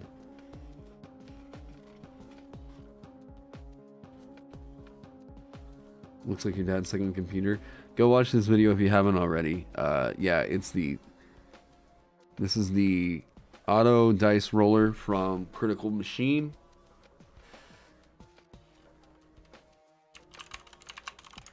It's very nice. Oh wait. If I want to roll a D100, right? Boom! I rolled a 30. I want to roll a D20. Boom! Wait. What? Oh, 8. I thought it said 0. I was like, huh? Anyways. Very fun to just have, because it clicks. It's nice. The switches are... Oh, ooh, ooh. Love that. Okay. So...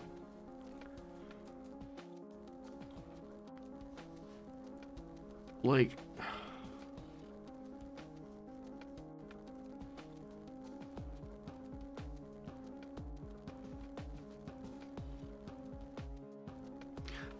undead and creatures immune to being charmed aren't affected by sleep. So,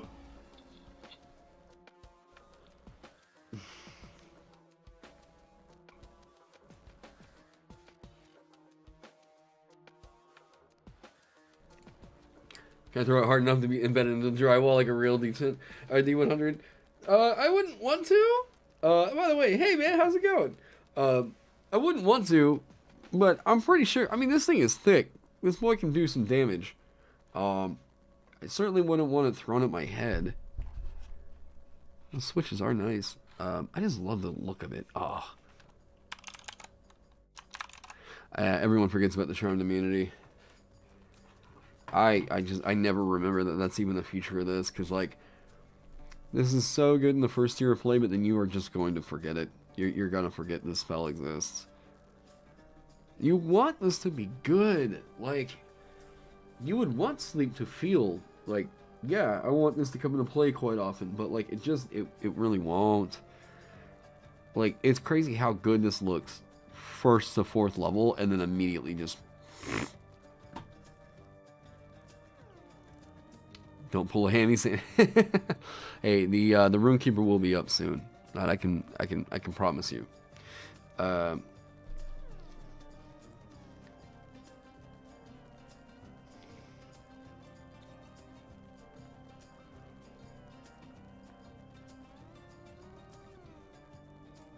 That is... No. This was cute, but no.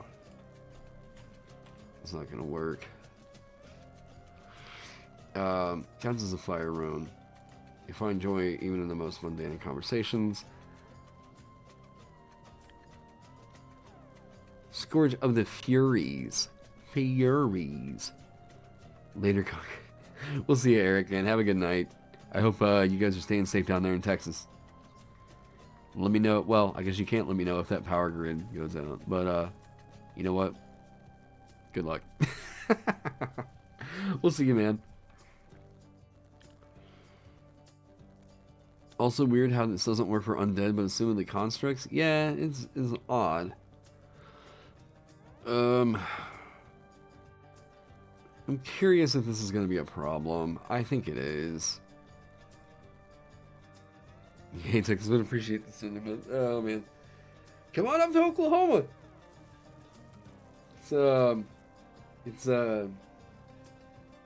It's not Texas. Let me see here. Let me get something to munch on. Let me get something to munch on and let me get a Mountain Dew. Let me think about this. Man.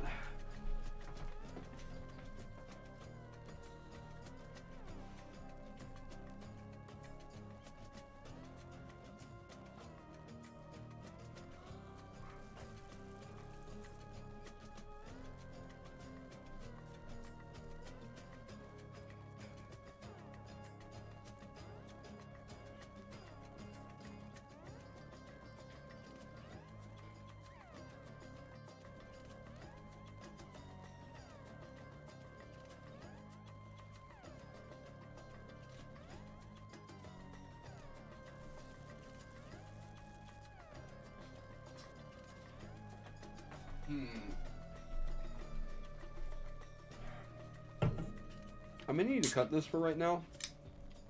Like,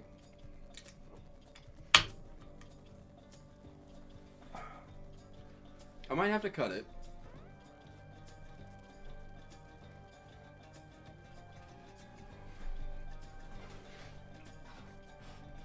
And then put it back in later.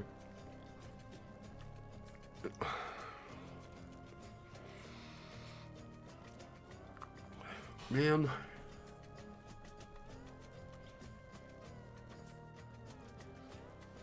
Yeah, I need to cut it for now. I have it saved. I have a version of it saved, but like... What are you doing, Amelia?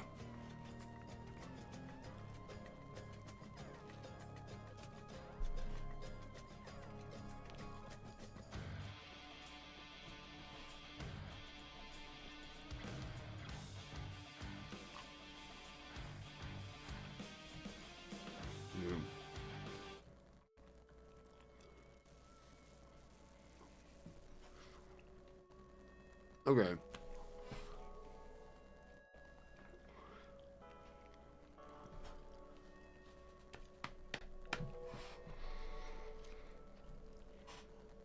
It likely needs to get cover right now.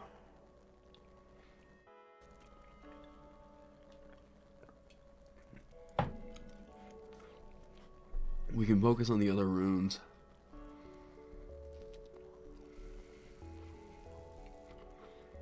Pseudo Dragon will work.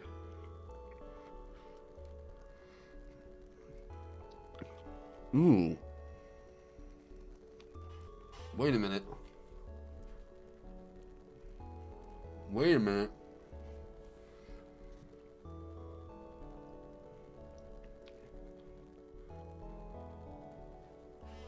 What if Druidic Runes?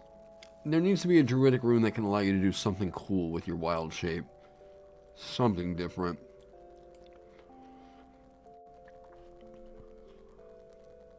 I don't know what.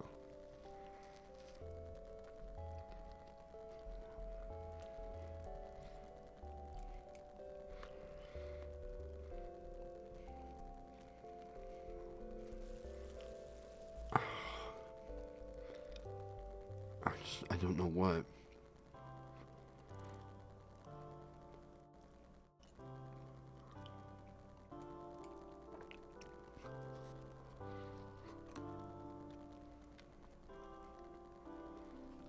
Okay.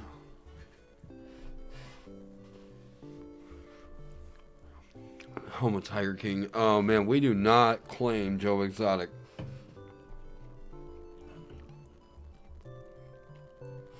I actually,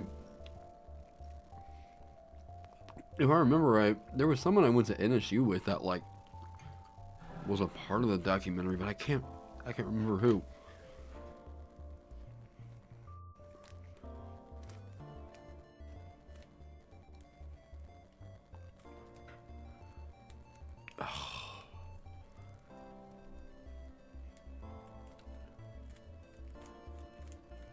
Yeah, Call of the Hunt is so cool. Like, Oklahoma will never financially recover from this. Call of the Hunt is such a cool capstone. God damn.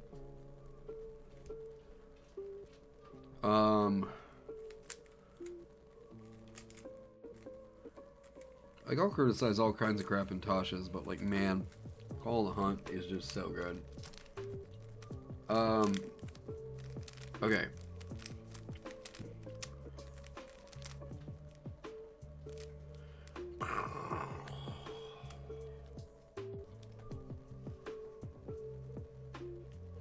Alright, so we have one for scale, we have one for sacred, legend, breath. The breath weapon attack will scale up with you. That's fine.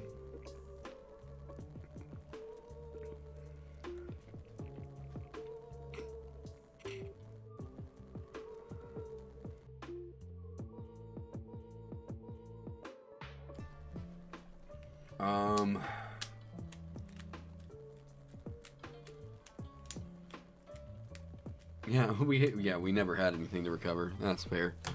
Okay.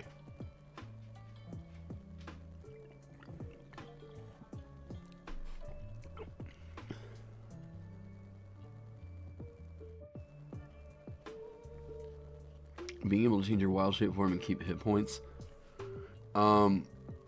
Usually people would wind up doing that, like, you would get the hit points and then shapeshift over into, like, a bird or something that's harder to actually hit. Part of the trade-off is if you're going into one of the bigger, like, hit point kind of creatures, you're a bigger target on the battlefield. And so if you shift that to where, like, I'm a mouse with 400 hit points, then, like, there can be problems with that. Yeah. Especially whenever you get into, like, infinite uses of wild shape. Whoa. Ooh.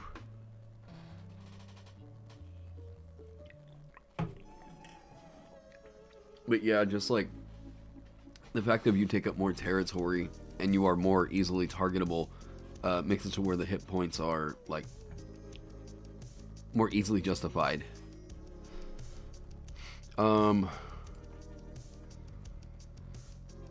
Okay, so let's grab some more of Biomancer's runes, because Biomancer's kind of killing it right now.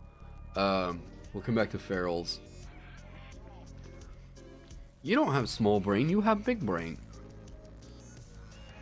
Keep head up.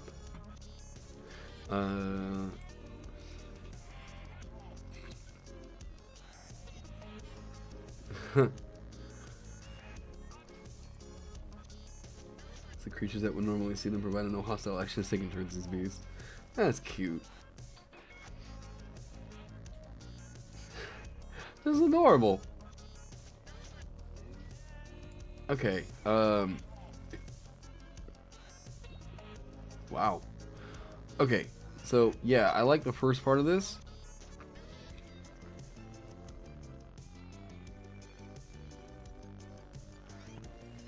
Yeah, a lot of this is real cute. I like the first part of this a lot. These things can talk, because, like, it's a world-building thing, right? You're going to use this as your Runekeeper, maybe at, like, a home base, and then that feels adorable. And this is going to throw off the layout, yep. Now...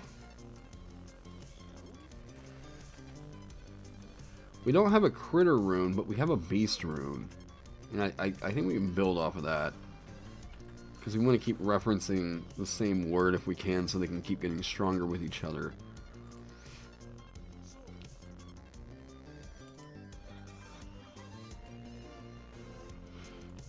A stone object warped by a copper dragon's lair.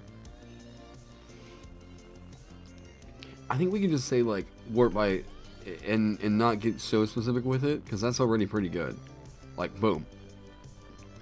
And then let the DM figure that stuff out. Now, metadata. Go.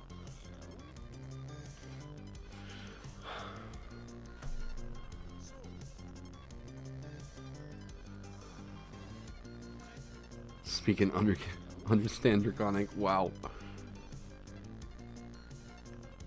I like this a lot, though.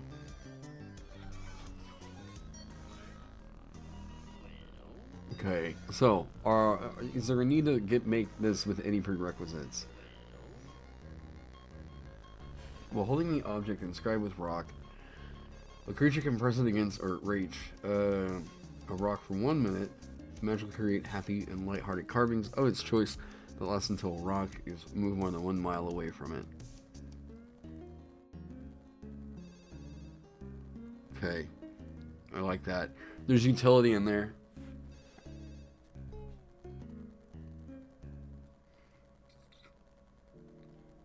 Yeah, no, I like this a lot. This is requiring, yeah, setup. No, this is great. I like this a lot. You got that specific with the item because that's what in line with the regional effects. Ah, gotcha. Yeah, I think we can just open it up. A stone object warped by a copper dragon's lair. Just leave that. Yeah, leave that. I like this a lot. And it does feel like you are getting that. You're getting that upper echelon of power out of this. You're dominating nature in the way that dragon runes are supposed to. Yeah, that'll work.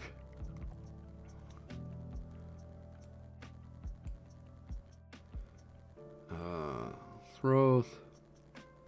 I was trying to see what I could cut down. It is adorable. We have illusion. Rock. Rios for legend. Alright, let's see what else Biomancer's got. He had some really good ideas. And we can figure out later on some kind of scaling that makes it to where it, you know, meets up. Yeah, here we go. Forest. Here we go. It's some of the network is starting to click.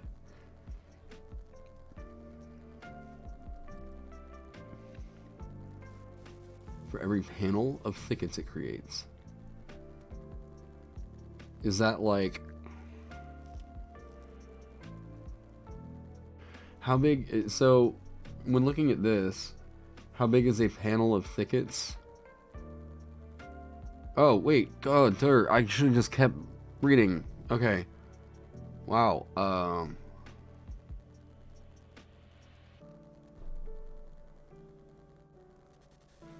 So there's a zoning mechanic that you have built in here. Is this like from a Green Dragon's?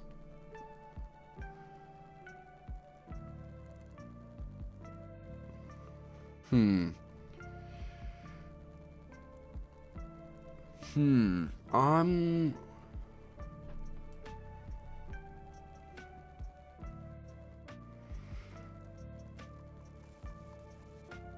not sure. I can be sold on the idea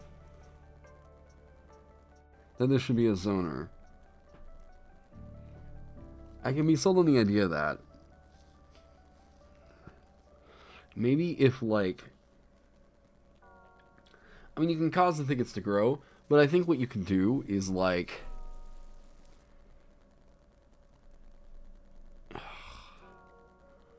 ooh, Mads, that's really good. Yeah, if you could, well, foliage or just like, oh man, I like that idea. They get to move through foliage without leaving tracks. Make it to where like, um, while traveling or running through, or moving through forests, you leave no tracks. You do not break branches. Like, but 10 minutes, 1 hour. This feels so much more like a passive effect. I think this is your winner right here. Make this the passive effect. Yeah, but it's a good one to point out. I think if you make that the passive effect somehow, and then make the invoked effect that it like literally like creates the. I think you just got these backwards.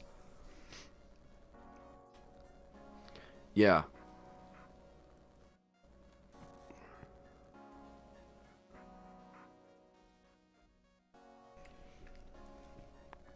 Oh, white dragons get to do the same thing in snow. It's a different stream. I took about a 2-hour break in between. Okay. Yeah, so I think the...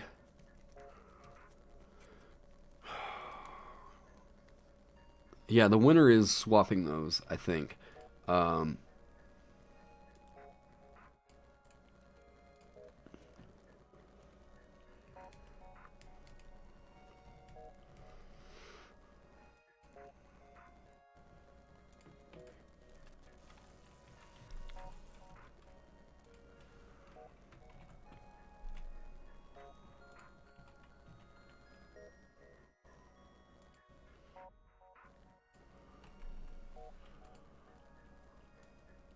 Because we have forest exists. We can do this. How about this is a wooden object. Well, I guess it's yeah.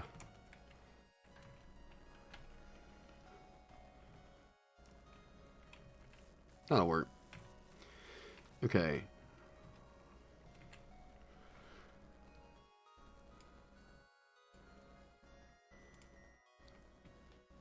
Now, how's the wording work in the Green Dragon? Yeah, it's ferals. And then, there we go.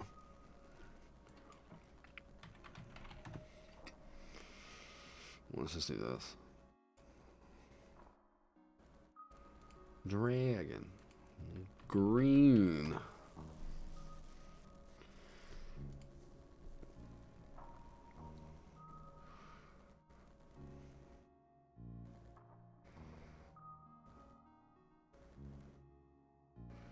Okay.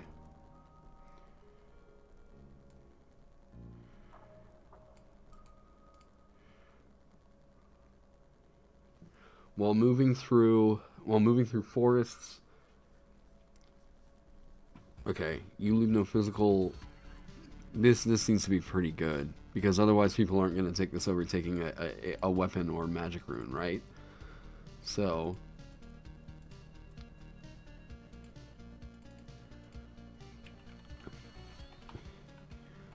you leave no. Or wait, the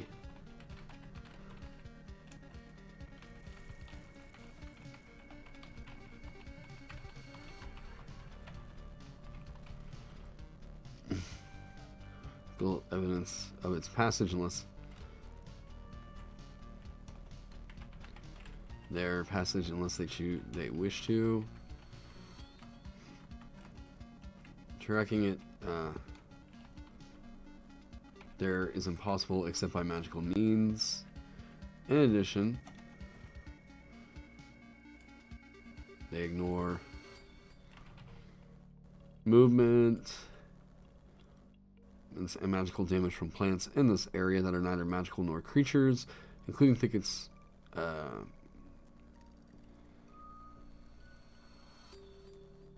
just remove this here.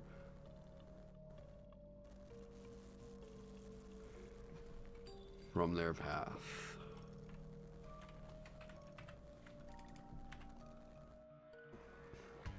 Boom.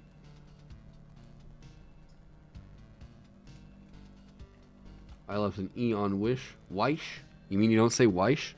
Thank you, Spencer. Unless they wish to.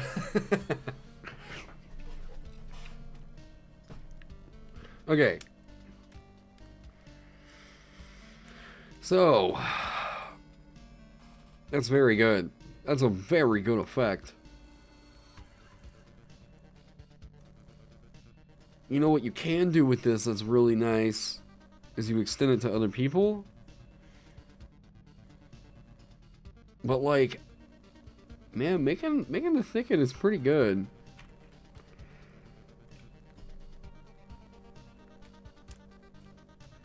And like, you can swap these out, right?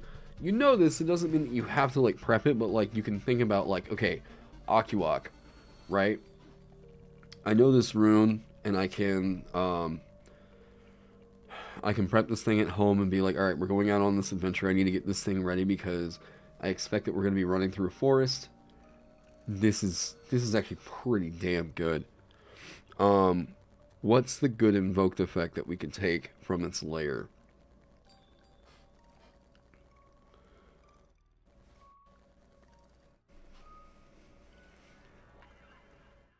10 foot high, they block wall of sight. This kind of thicket.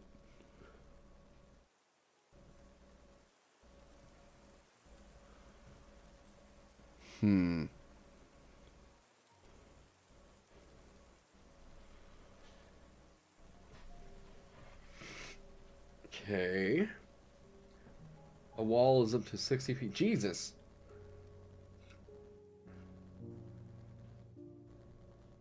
That's quite a lot.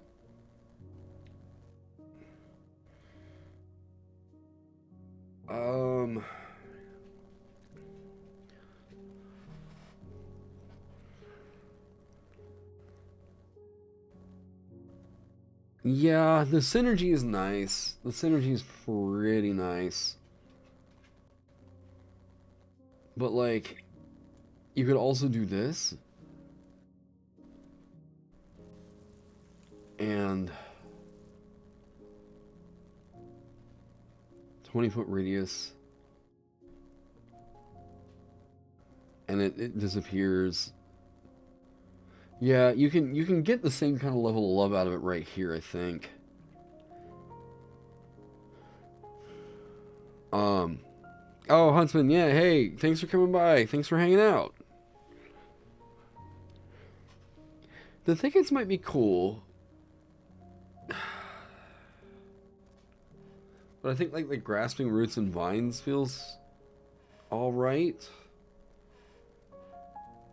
Coming up with all the thickets is... I'm usually okay with that. Be gone, bot. Thanks, Awesome Soul. The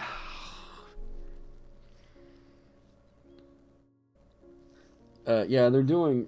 From what I understand, YouTube is doing a little bit more work on getting rid of those.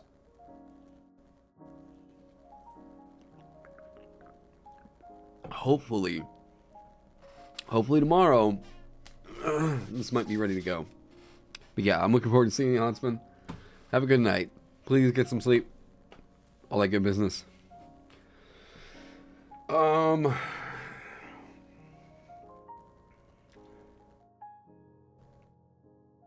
Maybe it could be that, like, you invoke the rune, you create a 10-foot high, 10-foot thick wall that blocks line of sight.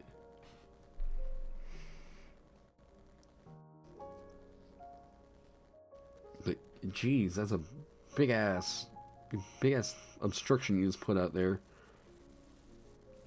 Maybe if it's 5 foot high, 5 foot thick, you just...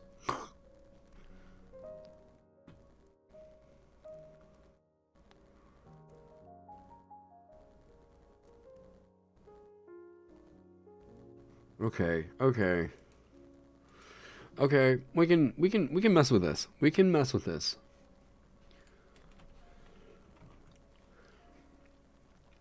Hang on. What can we do here? Okay.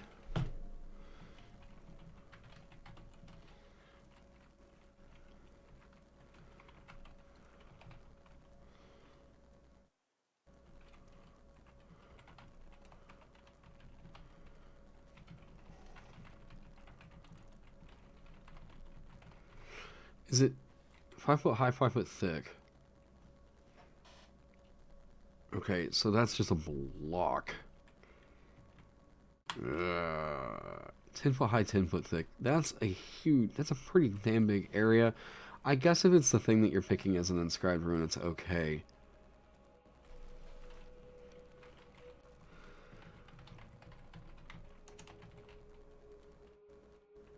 Damn, that's a big...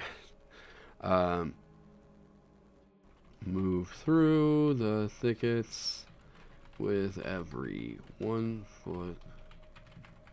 It's like super difficult terrain.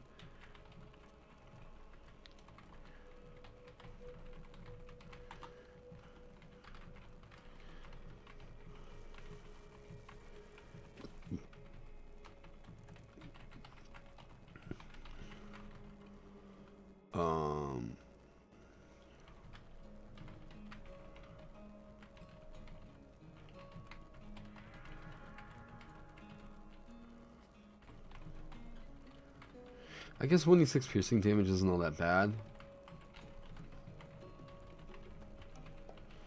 Like, you're gonna have to think about your positioning. You can cut down a creature's movement with this.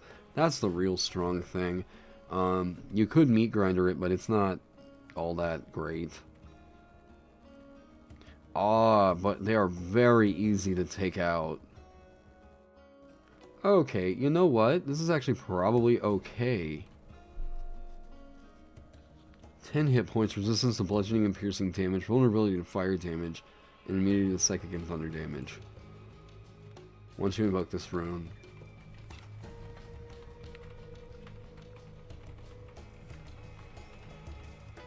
I guess 2 runic charges. What's the biggest one that you can do with the green dragon?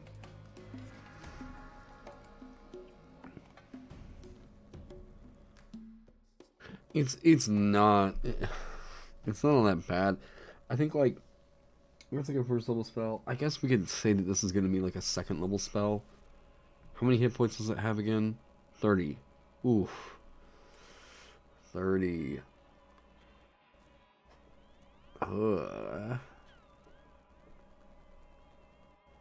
It's pretty easy to take out. I mean, vulnerability to fire damage.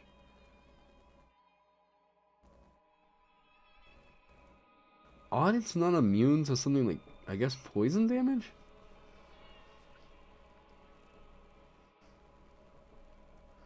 Maybe if you take away the resistance to bludgeoning and piercing damage,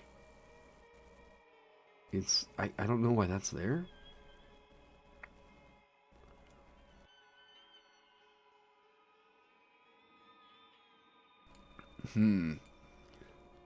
It's a big area, but it might be okay.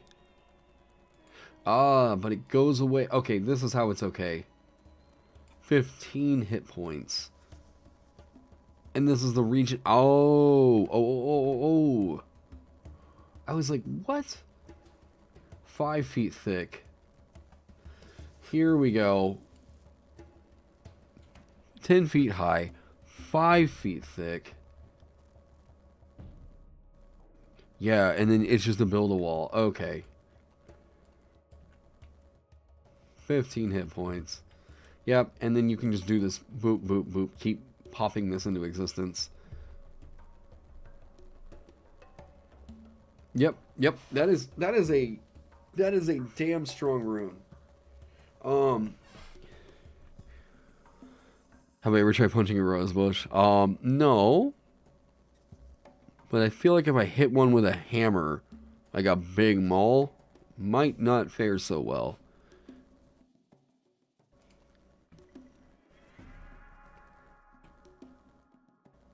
And then the wall sinks back into the ground.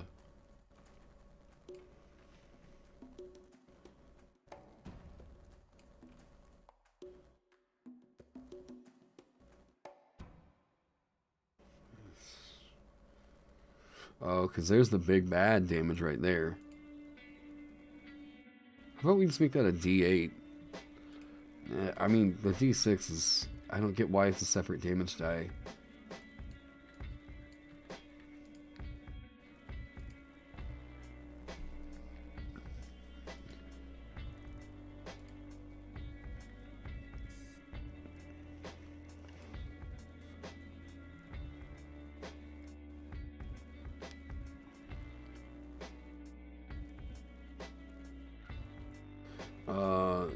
The wall sinks back into the ground.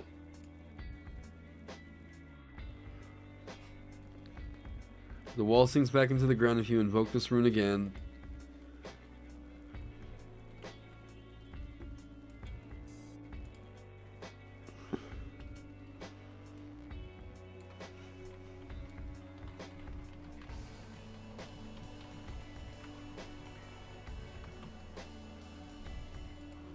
Because otherwise it's going to stay there. And you make a wall of thorns that's just there. And it's, like, until dispelled or something. We have spells that have a duration of permanent, don't we? Or is it just until dispelled? I can never remember. You all... Casting time, spell skill, save required, attack type, damage type, concentration. Where I thought we could organize it by duration. Is it just this?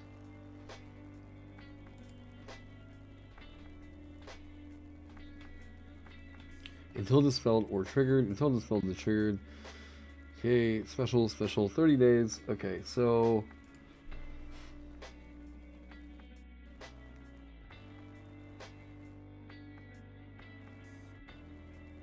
Okay. So I guess we just say until dispelled. Yeah, I guess it's true. We could just say special and then... Yeah, I mean, yeah. I feel like it's better to say until dispelled. I think that's more standard. Invoking time should be one action. Boom. Boom. So, so what have we done? We flipped it because this felt like something that should require a resource right here for you to be able to do, and you just using an action to continuously do it felt like we were getting a bit more than we should have out of a cantrip kind of level power, right? The other effect, however, the invoked effect that you originally had, I feel like made just a bit more sense as a passive that you could do, because like I like that kind of cantrip level power for what a like. I'm okay with him feeling ever so slightly stronger than a cantrip as a passive effect. This is a thing that you're going to have to take over other runes in order to get this kind of a feature. A creature wearing or carrying the inscribed object leaves no physical evidence of their passage unless they wish to. Tracking them there is impossible except by magic means. In addition, they ignore movement impediments and damage from plants in this area that are neither magical or creatures. The plants move themselves from their path. And then, like, maybe you should say, in the thickets from this invoked effect. From plants in this area that are neither from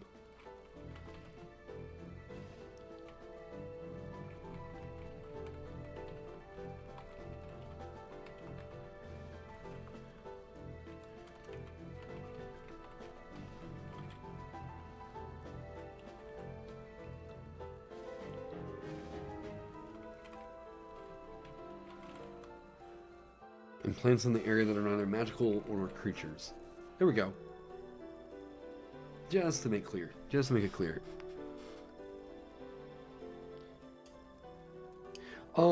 You could. You still can. It's just going to take you some time. Well,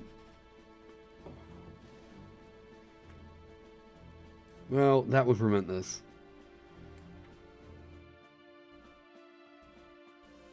Okay, yeah, there we go. There we go.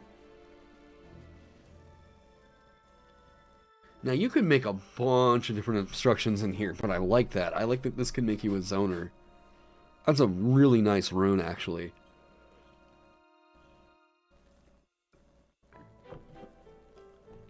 There, in tracking them there.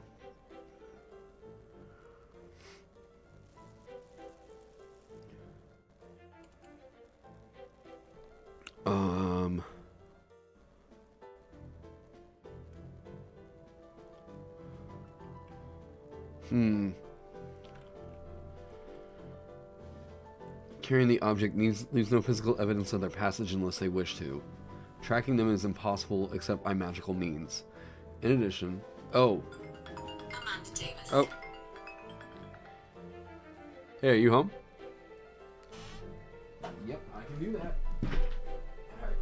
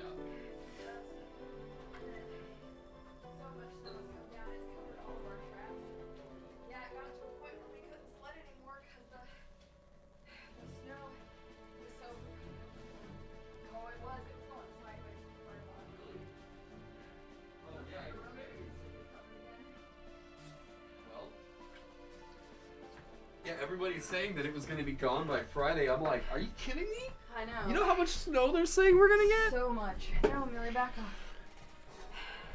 Woo! Oh, God. Cold. Oh, you probably can't see the ice all over them. Oh, Maybe. yeah, hang on. Oh, yeah, no, they absolutely can. Holy cow. Go warm up. Oh, I can I'm warm. I'm gonna go feel derobe. how cold you are. Well, it's definitely hot under here, that's for sure. Well, Spencer's asking, how was it? Yeah, they went sledding at night. Yeah, so there's this high school over here by us, and they've got a really, really steep hill that leads down into a valley where the football stadium and stuff is. So everyone was going over there and sledding. How cold is it here right now? Like, whenever she walked in, I could feel, like, off of her body, like just off of her jacket, it felt colder with her standing right here. It is 19 degrees in Tulsa right now. 19 degrees Fahrenheit. Celsius, that is -7 degrees.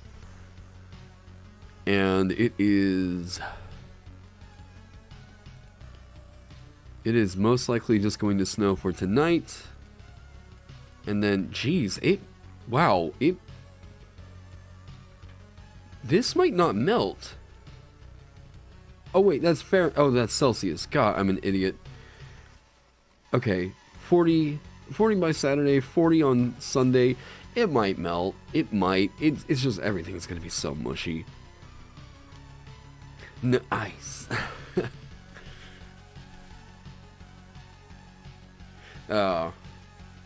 Yeah, snow is like, I can drive on ice.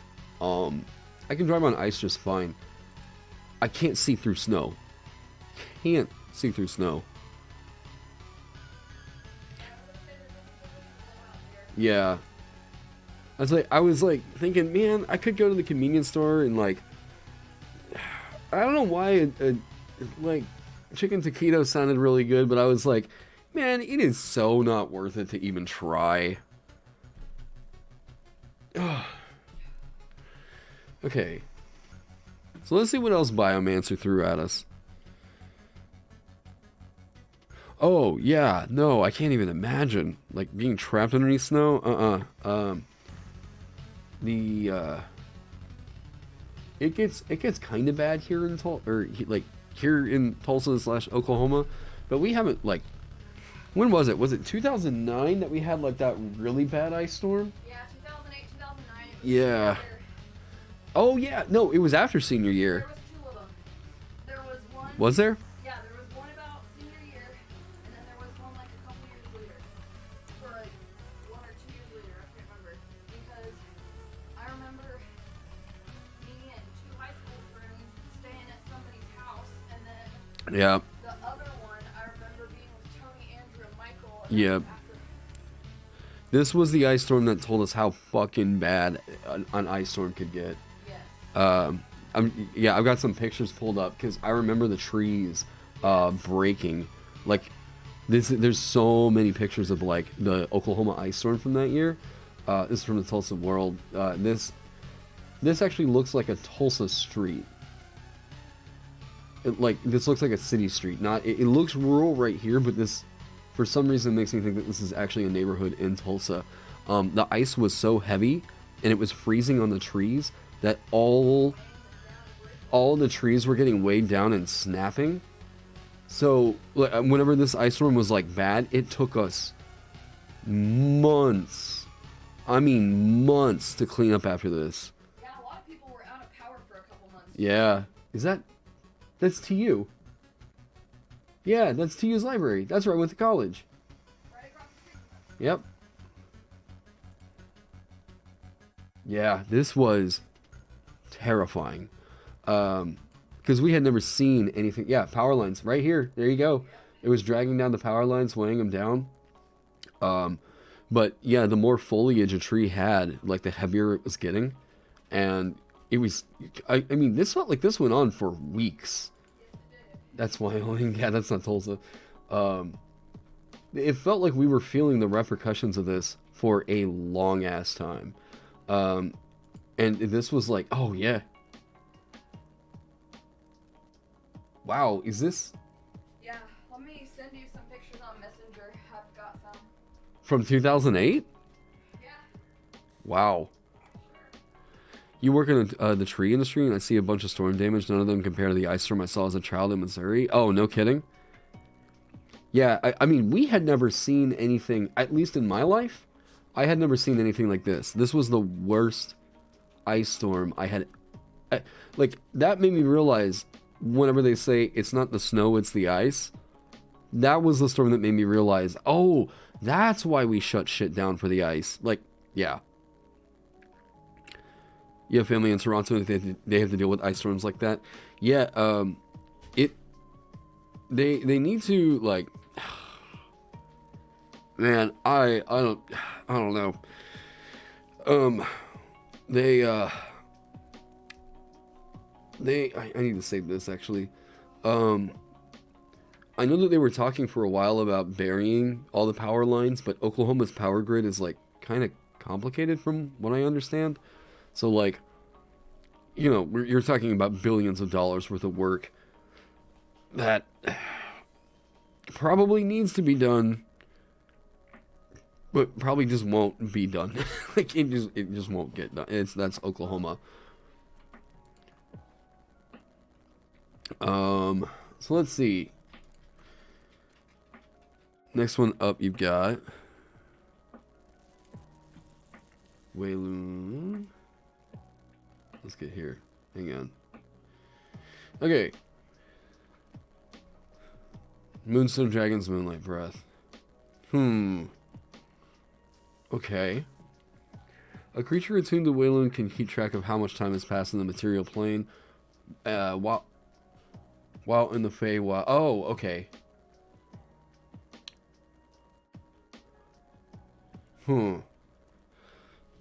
How about... I like this. Okay. How about if this said... Let me show you. I like this. It's minor, but it feels really impactful.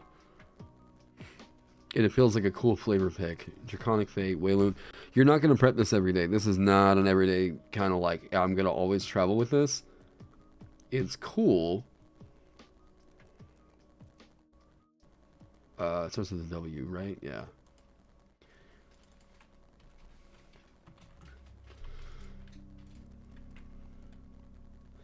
Fey? Yeah, there should be a Fey rune. Haha.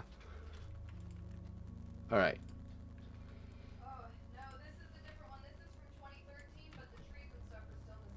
Oh?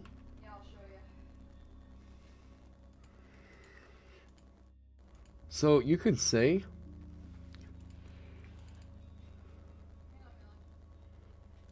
knows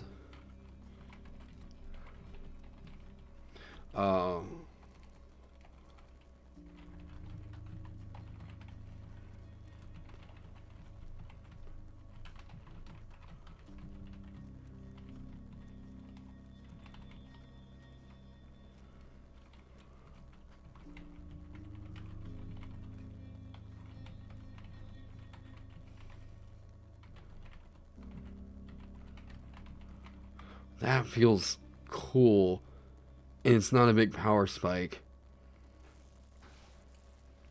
Further.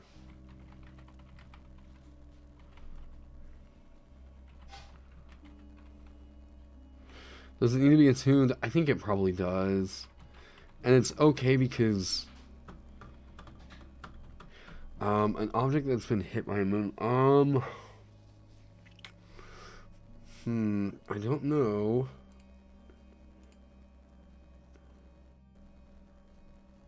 Closest portal that is within 2 miles. Hang on, let's just say within 2 miles. And this should probably say you.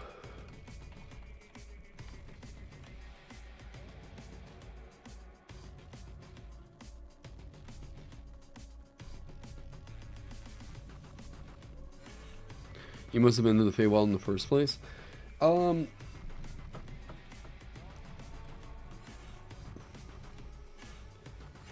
like that kind of an object.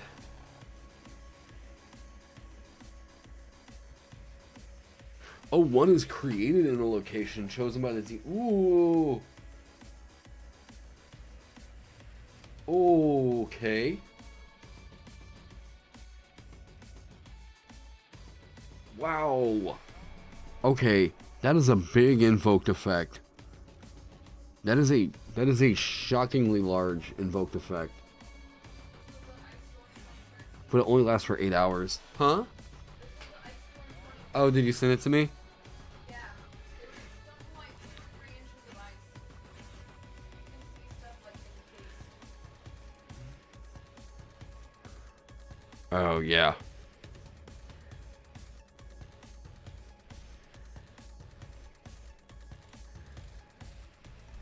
Yeah.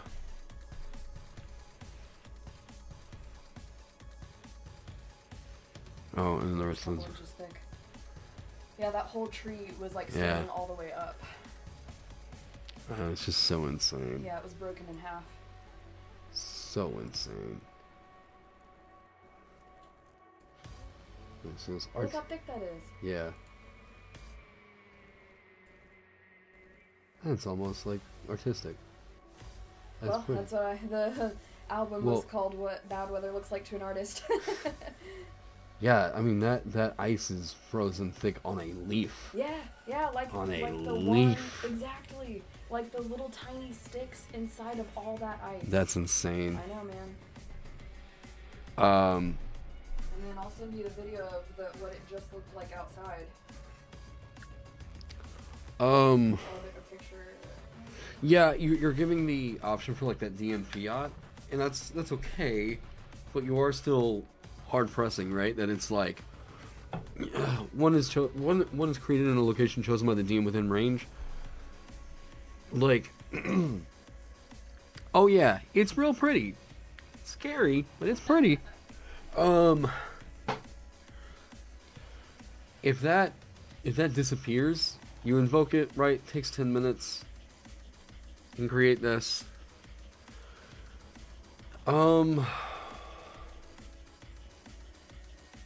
Okay. Here's my thing. I like this a lot. But this almost feels better as if it was an Elvish rune. Or Elvish or Druidic. We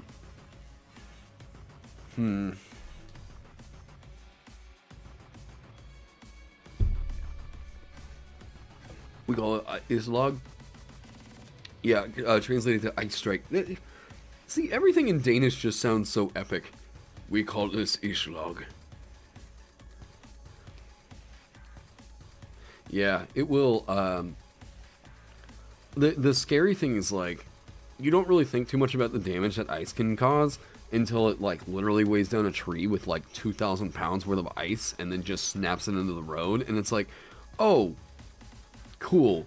There's now, like, 4 tons of weight on my car. And, yeah, I can't get around this. Whatever. You drive around at night and you just don't expect to see a fucking tree in the road. Like, yeah, it's not good news. And then it's slick, so you can't even brake to, like, yeah, you can't slam on your brakes on the ice. Are you kidding me? You're just gonna slide into the goddamn tree. Yeah, like, yeah.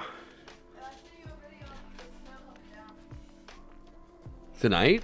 Yeah. You can see it better at the end where the light's coming in.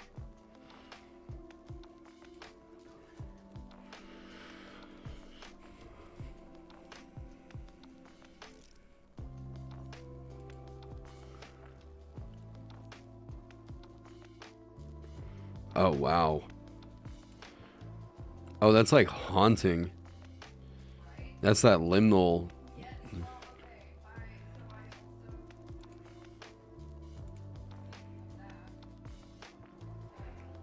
Yeah, here's the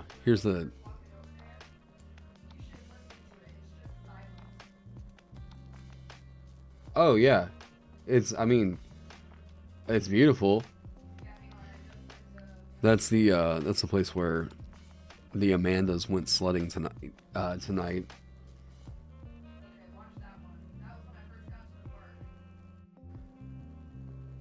gotta take it over here. When we first went to the park. Jeez.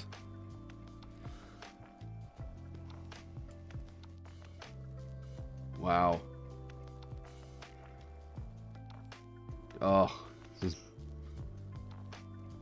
Yeah, we're covered here. We're definitely snowed the fuck, and yeah. It's pretty though. We have one of these a year, and it's always a good time because all of Oklahoma just kind of gets quiet, and we feel like Colorado for a second. Okay. So, I do feel like this rune Hey, Phil! Sad time sent in with your gal in production station. Yeah. This rune is probably better suited, I think, for... It feels a little too druidic slash elvish to me. Maybe like Esperoir. Is there anything that makes it feel more draconic? Like Moonstone Dragon. And it could be the thing where, like, I'm cool with this hanging as it is. And then some Moonlight Breath. What makes it Moonlight? Dream Breath.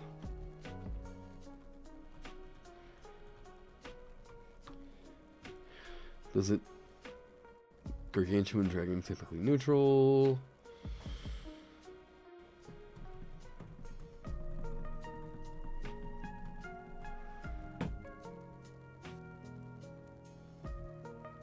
I find the whimsy of Fae and whimsy in general to be exasperating and exhausting. Jeez.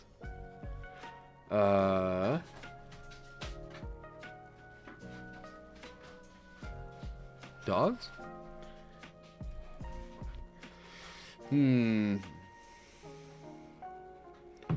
What do we have? Wait. You can dance?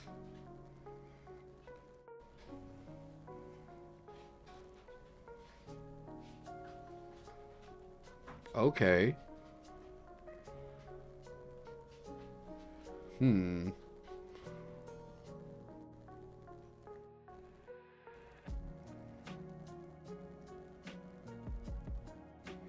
Ooh. The veil between planes is thin near a Moonstone Dragon's lair. Various portals link the material plane, the Feywild, and the border ethereal within 6 miles of the lair. Creatures can pass through a portal in either direction by spending 5 feet of movement. Whoa. That's... okay.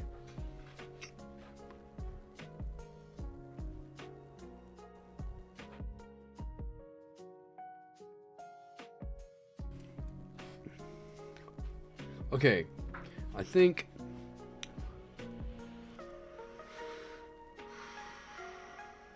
it's okay to just leave it as is for right now, because I like that first effect a lot. This is very good. It's so good.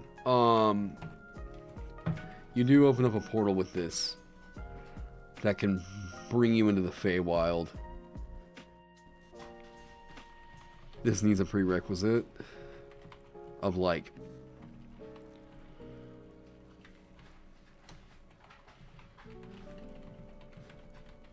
ooh, you know what's cool?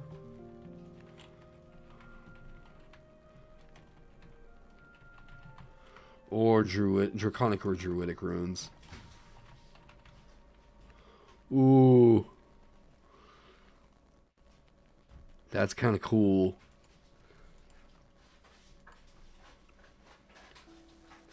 Okay, I don't know about the item. I don't really know so much about the item.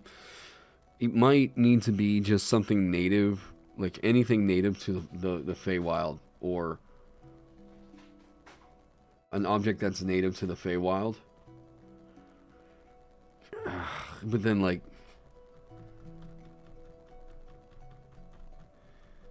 this doing the prerequisite right here keeps this out of some of the, like, 1/3 invokers' hands.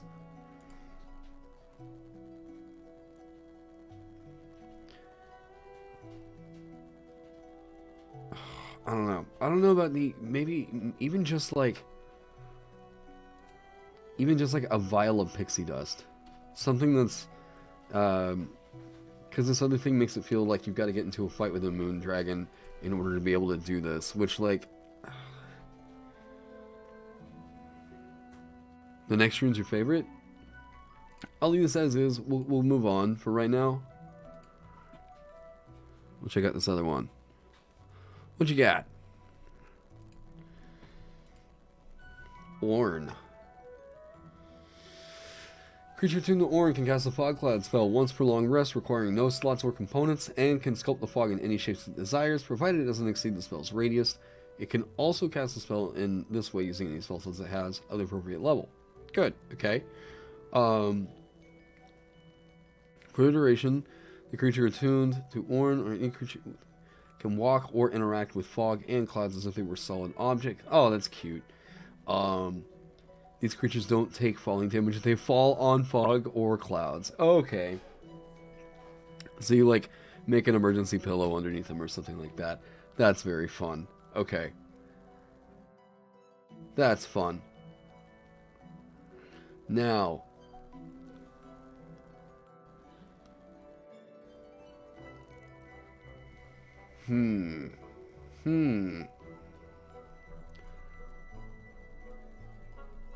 Okay.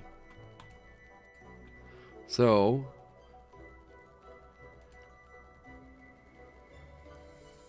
let's see here.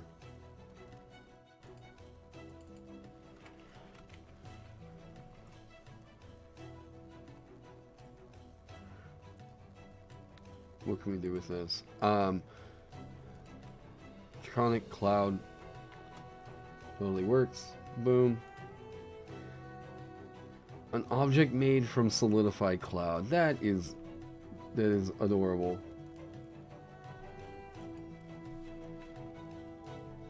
Okay.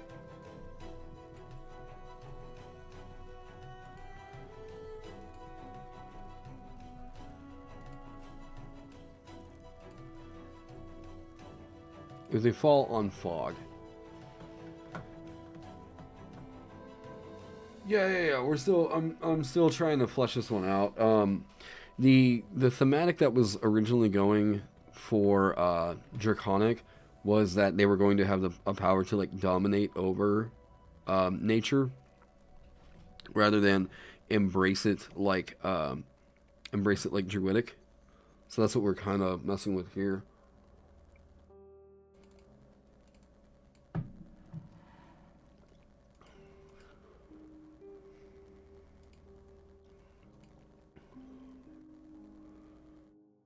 Okay.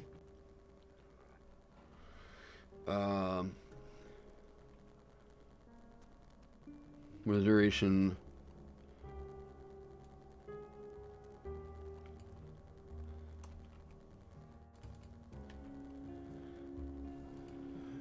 You and any willing creature of your choice within 100 feet of you or interact with fog and clouds as if they were solid objects. As if they were solid objects. A chosen creature. And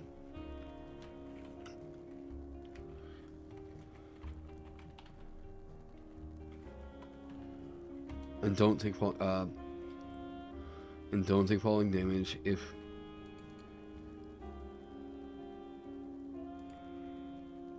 I think that works. I think that's fine.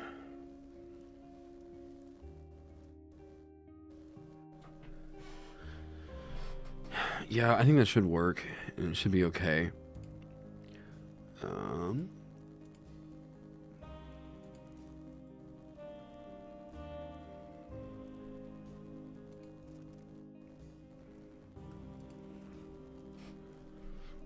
Just double checking with something real quick.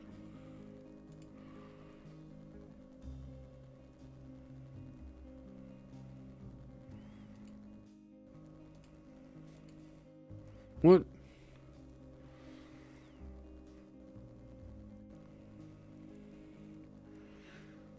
What did I get a copyright claim on? What are you talking about? Sorry, I just got a weird email.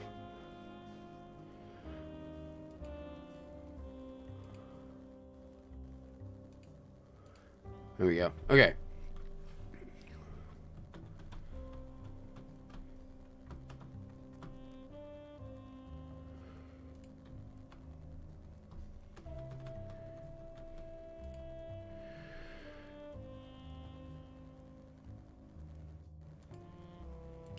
Well, that's not good.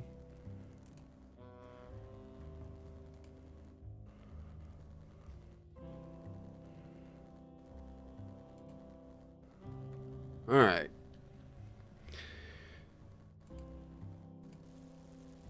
Yeah, one of the... It's just a problem with, like, one of the songs that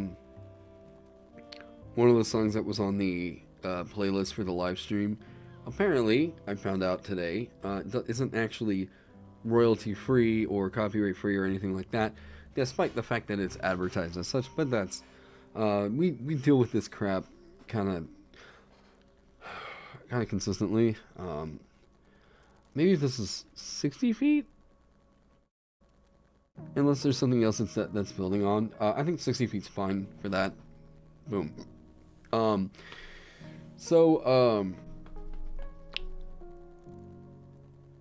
Yeah, like, it's a kind of well-known scam. I think it was Moist Critical, but there was somebody recently pretty big that was reporting about this, where some people will. There were some scammers that actually just got arrested for this, actually, where they were using a YouTube channel and claiming that they had the rights to certain works by certain musicians, and posting up stuff as like royalty free, whatever, right? And then they would go through and copyright claim whenever somebody used the music in one of their videos, which is, I mean, that's, yeah. You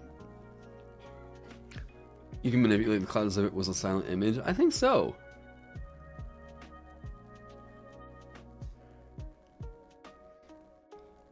Somewhat, yeah.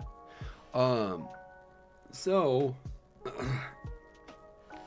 it's fraud is what it is. I work pretty hard to make sure that, like, hey, there's a cool aesthetic going on. I try to always make sure that artists get credits and stuff like that in my videos. I've even, like, commissioned other musicians to help, like, contribute some stuff to the channel, or artists or whatever, right? All that stuff's always listed in my descriptions. Maybe except for live stream clips, because Streamlabs auto-generates that, and I need to fix that. But, you know, I try to credit all the artists and all that good stuff. So I think, if I remember right, these guys got fined to the tune of something like $2 million or something like that. Well, I copy wrong. Oh, okay.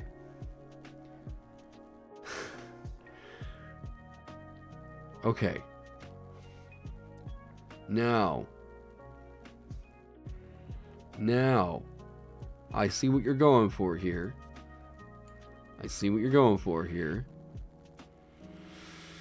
Part of me thinks... oh yeah, Mateo's right. Yeah, PewDiePie can't use his own music in his videos because somebody spuriously claimed his stuff. Yeah. Cobalt, yeah. Pack Tactics, yeah. All that good stuff. I do think this might make sense as more as a Druidic rune because of beasts and getting Pack Tactics, because, yeah.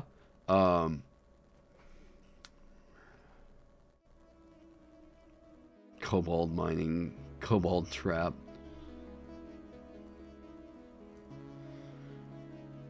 Telepathic warning when it's triggered. That's interesting. No, this totally needs to be on the Thieves' Cant one. This absolutely needs to be Thieves' Cant. Yep. That sounds like it's screaming Thieves' Cant. Because, I mean, you being able to set up tripwire and then know whenever something triggers a tripwire, like, whenever you make whenever you make a trap, you know what sets the trap off. That is so Thieves' Cant. That is kind of slick.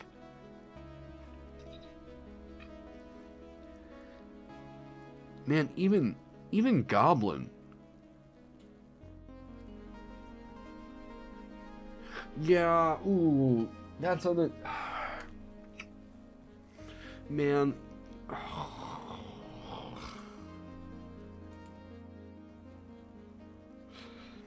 I would say that this feels more Goblin. Let me say this. Goblin right here. Thieves' Cant right, or sorry, Druidic right here. That you put on a corpse, make it an abyssal one. Make it an abyssal one, the corpse blows up. Bam. Easy flavor.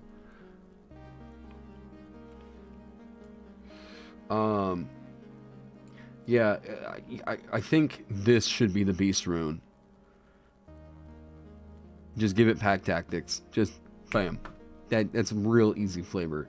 And then, okay.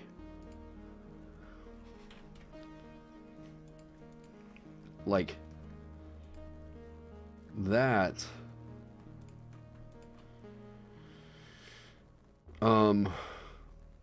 What's the Druidic word for like family? Like pack? It's kind of cool. What is happening? Here we go.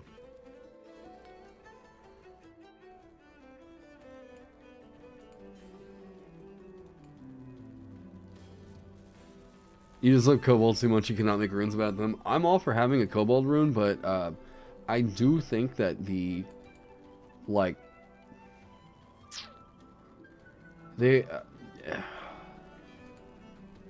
I'd like to see what some kobold runes could be. This all seems... Oh, hang on, I'm gonna sneeze.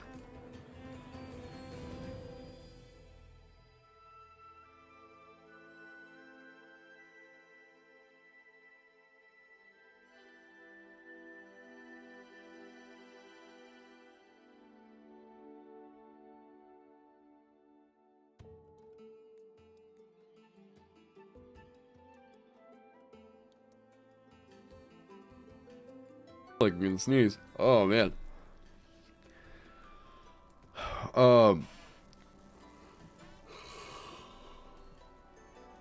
That one needs to be friend. Boop. And then what's the Druidic word for friend? I don't know. Alright, let's get our Gaelic let's get our Gaelic translator up.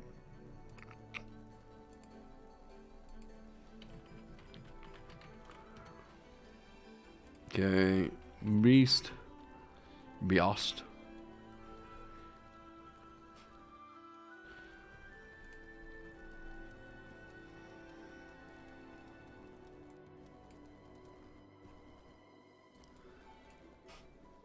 God, that is a...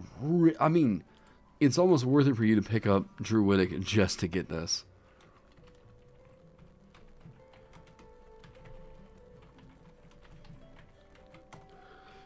The creature wearing or carrying the rune, and then it just does the pack tactics thing.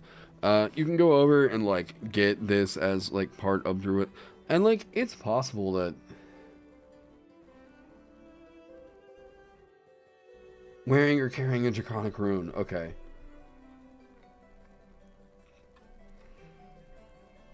That's funny.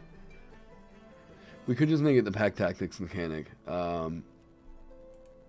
I like the idea a whole lot. I do think that keeping it in Kobold, like with Draconic, I don't know that that's... Yeah, the flavor for Goblin Rune seems pretty interchangeable with Kobold. It's just chaotic, silly minions, right? Like, yeah. There we go. Let's do that. They don't have to be inscribed with a Draconic Rune, or Druidic Rune. We should just make it like a pack tactics. Just give them pack tactics.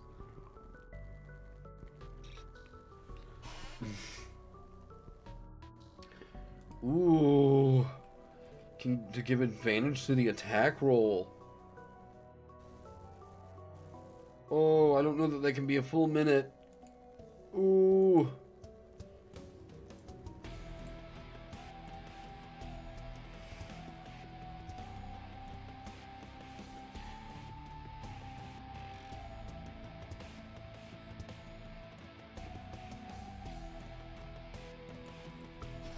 Ah.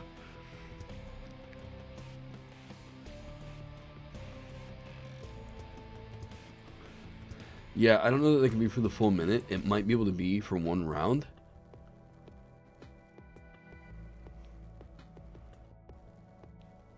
No, wait. Use its reaction to give advantage to the attack roll.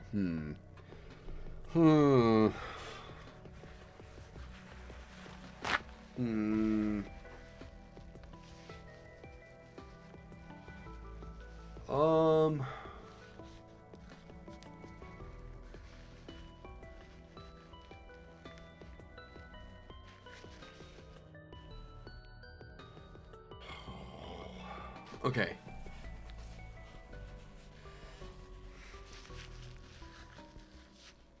Oh, man.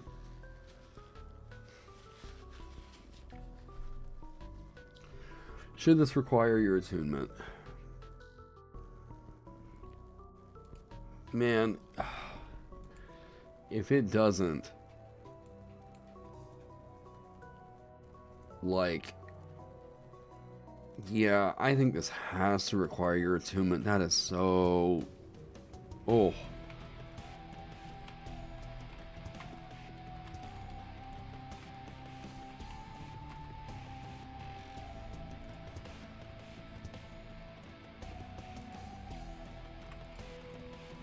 You know what's funny, though? Huh? I'm trying to find something to throw at you.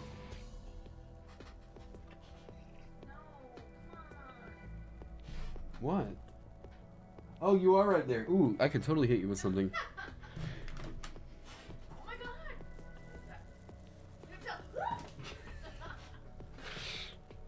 Love to the rescue. What are you gonna do, Apollo? Apollo. Get into it. Has everyone seen how cute Apollo is? Yeah, they've seen Apollo on chat or on stream. Very important. He is quite important. Okay.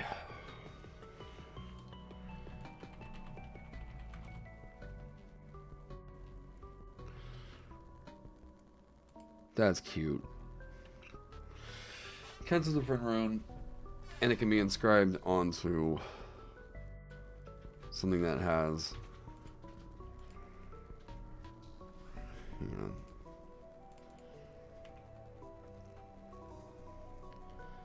Let's do that. Yeah, I don't know what feral would be, but oh man, I just like the idea that there's a feral rune.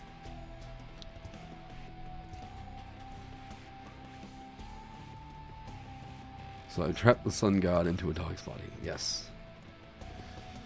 Where are the friend runes? Where are the friend runes?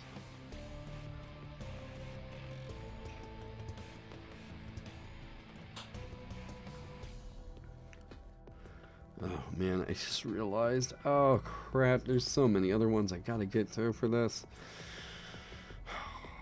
This one I'm gonna get rid of. Just it doesn't need to be there. That's more work. No, go on. Go away. Goodbye. Okay, there we go.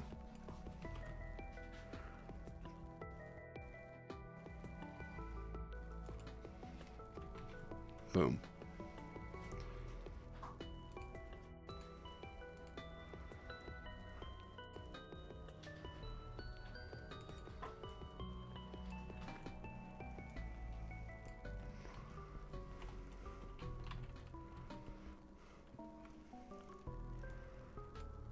Okay, and then whoop. That's gonna look weird. No, just go back. Just go back. There we go. Okay. Oh, God, what time is it? 11:47? Okay, I might have to pause it here and come back to this tomorrow. Streamed for damn near 10 hours today. So, we can knock this out tomorrow. We will definitely have this whole class done by the weekend. Probably have it ready for publishing before Monday. I think that's still very much on the table. I've been streaming too long today. Yes. I'm gonna go to sleep. You guys have a great night. You also need to go ASAP. Yeah, go on. Anyways, yes, it has been a great day. Made a lot of progress. Gonna save this. Anyways, subscribe to the channel if you guys haven't already. It's been a long one. We're gonna make it. This one will be done. Okay. Anyways, everybody, thank you so much for joining me today. You all rock so much. Everybody, have a great night. I hope you all are staying safe, staying healthy, staying warm, cozy, all that stuff. Yeah. See you guys in the next one. Bye-bye.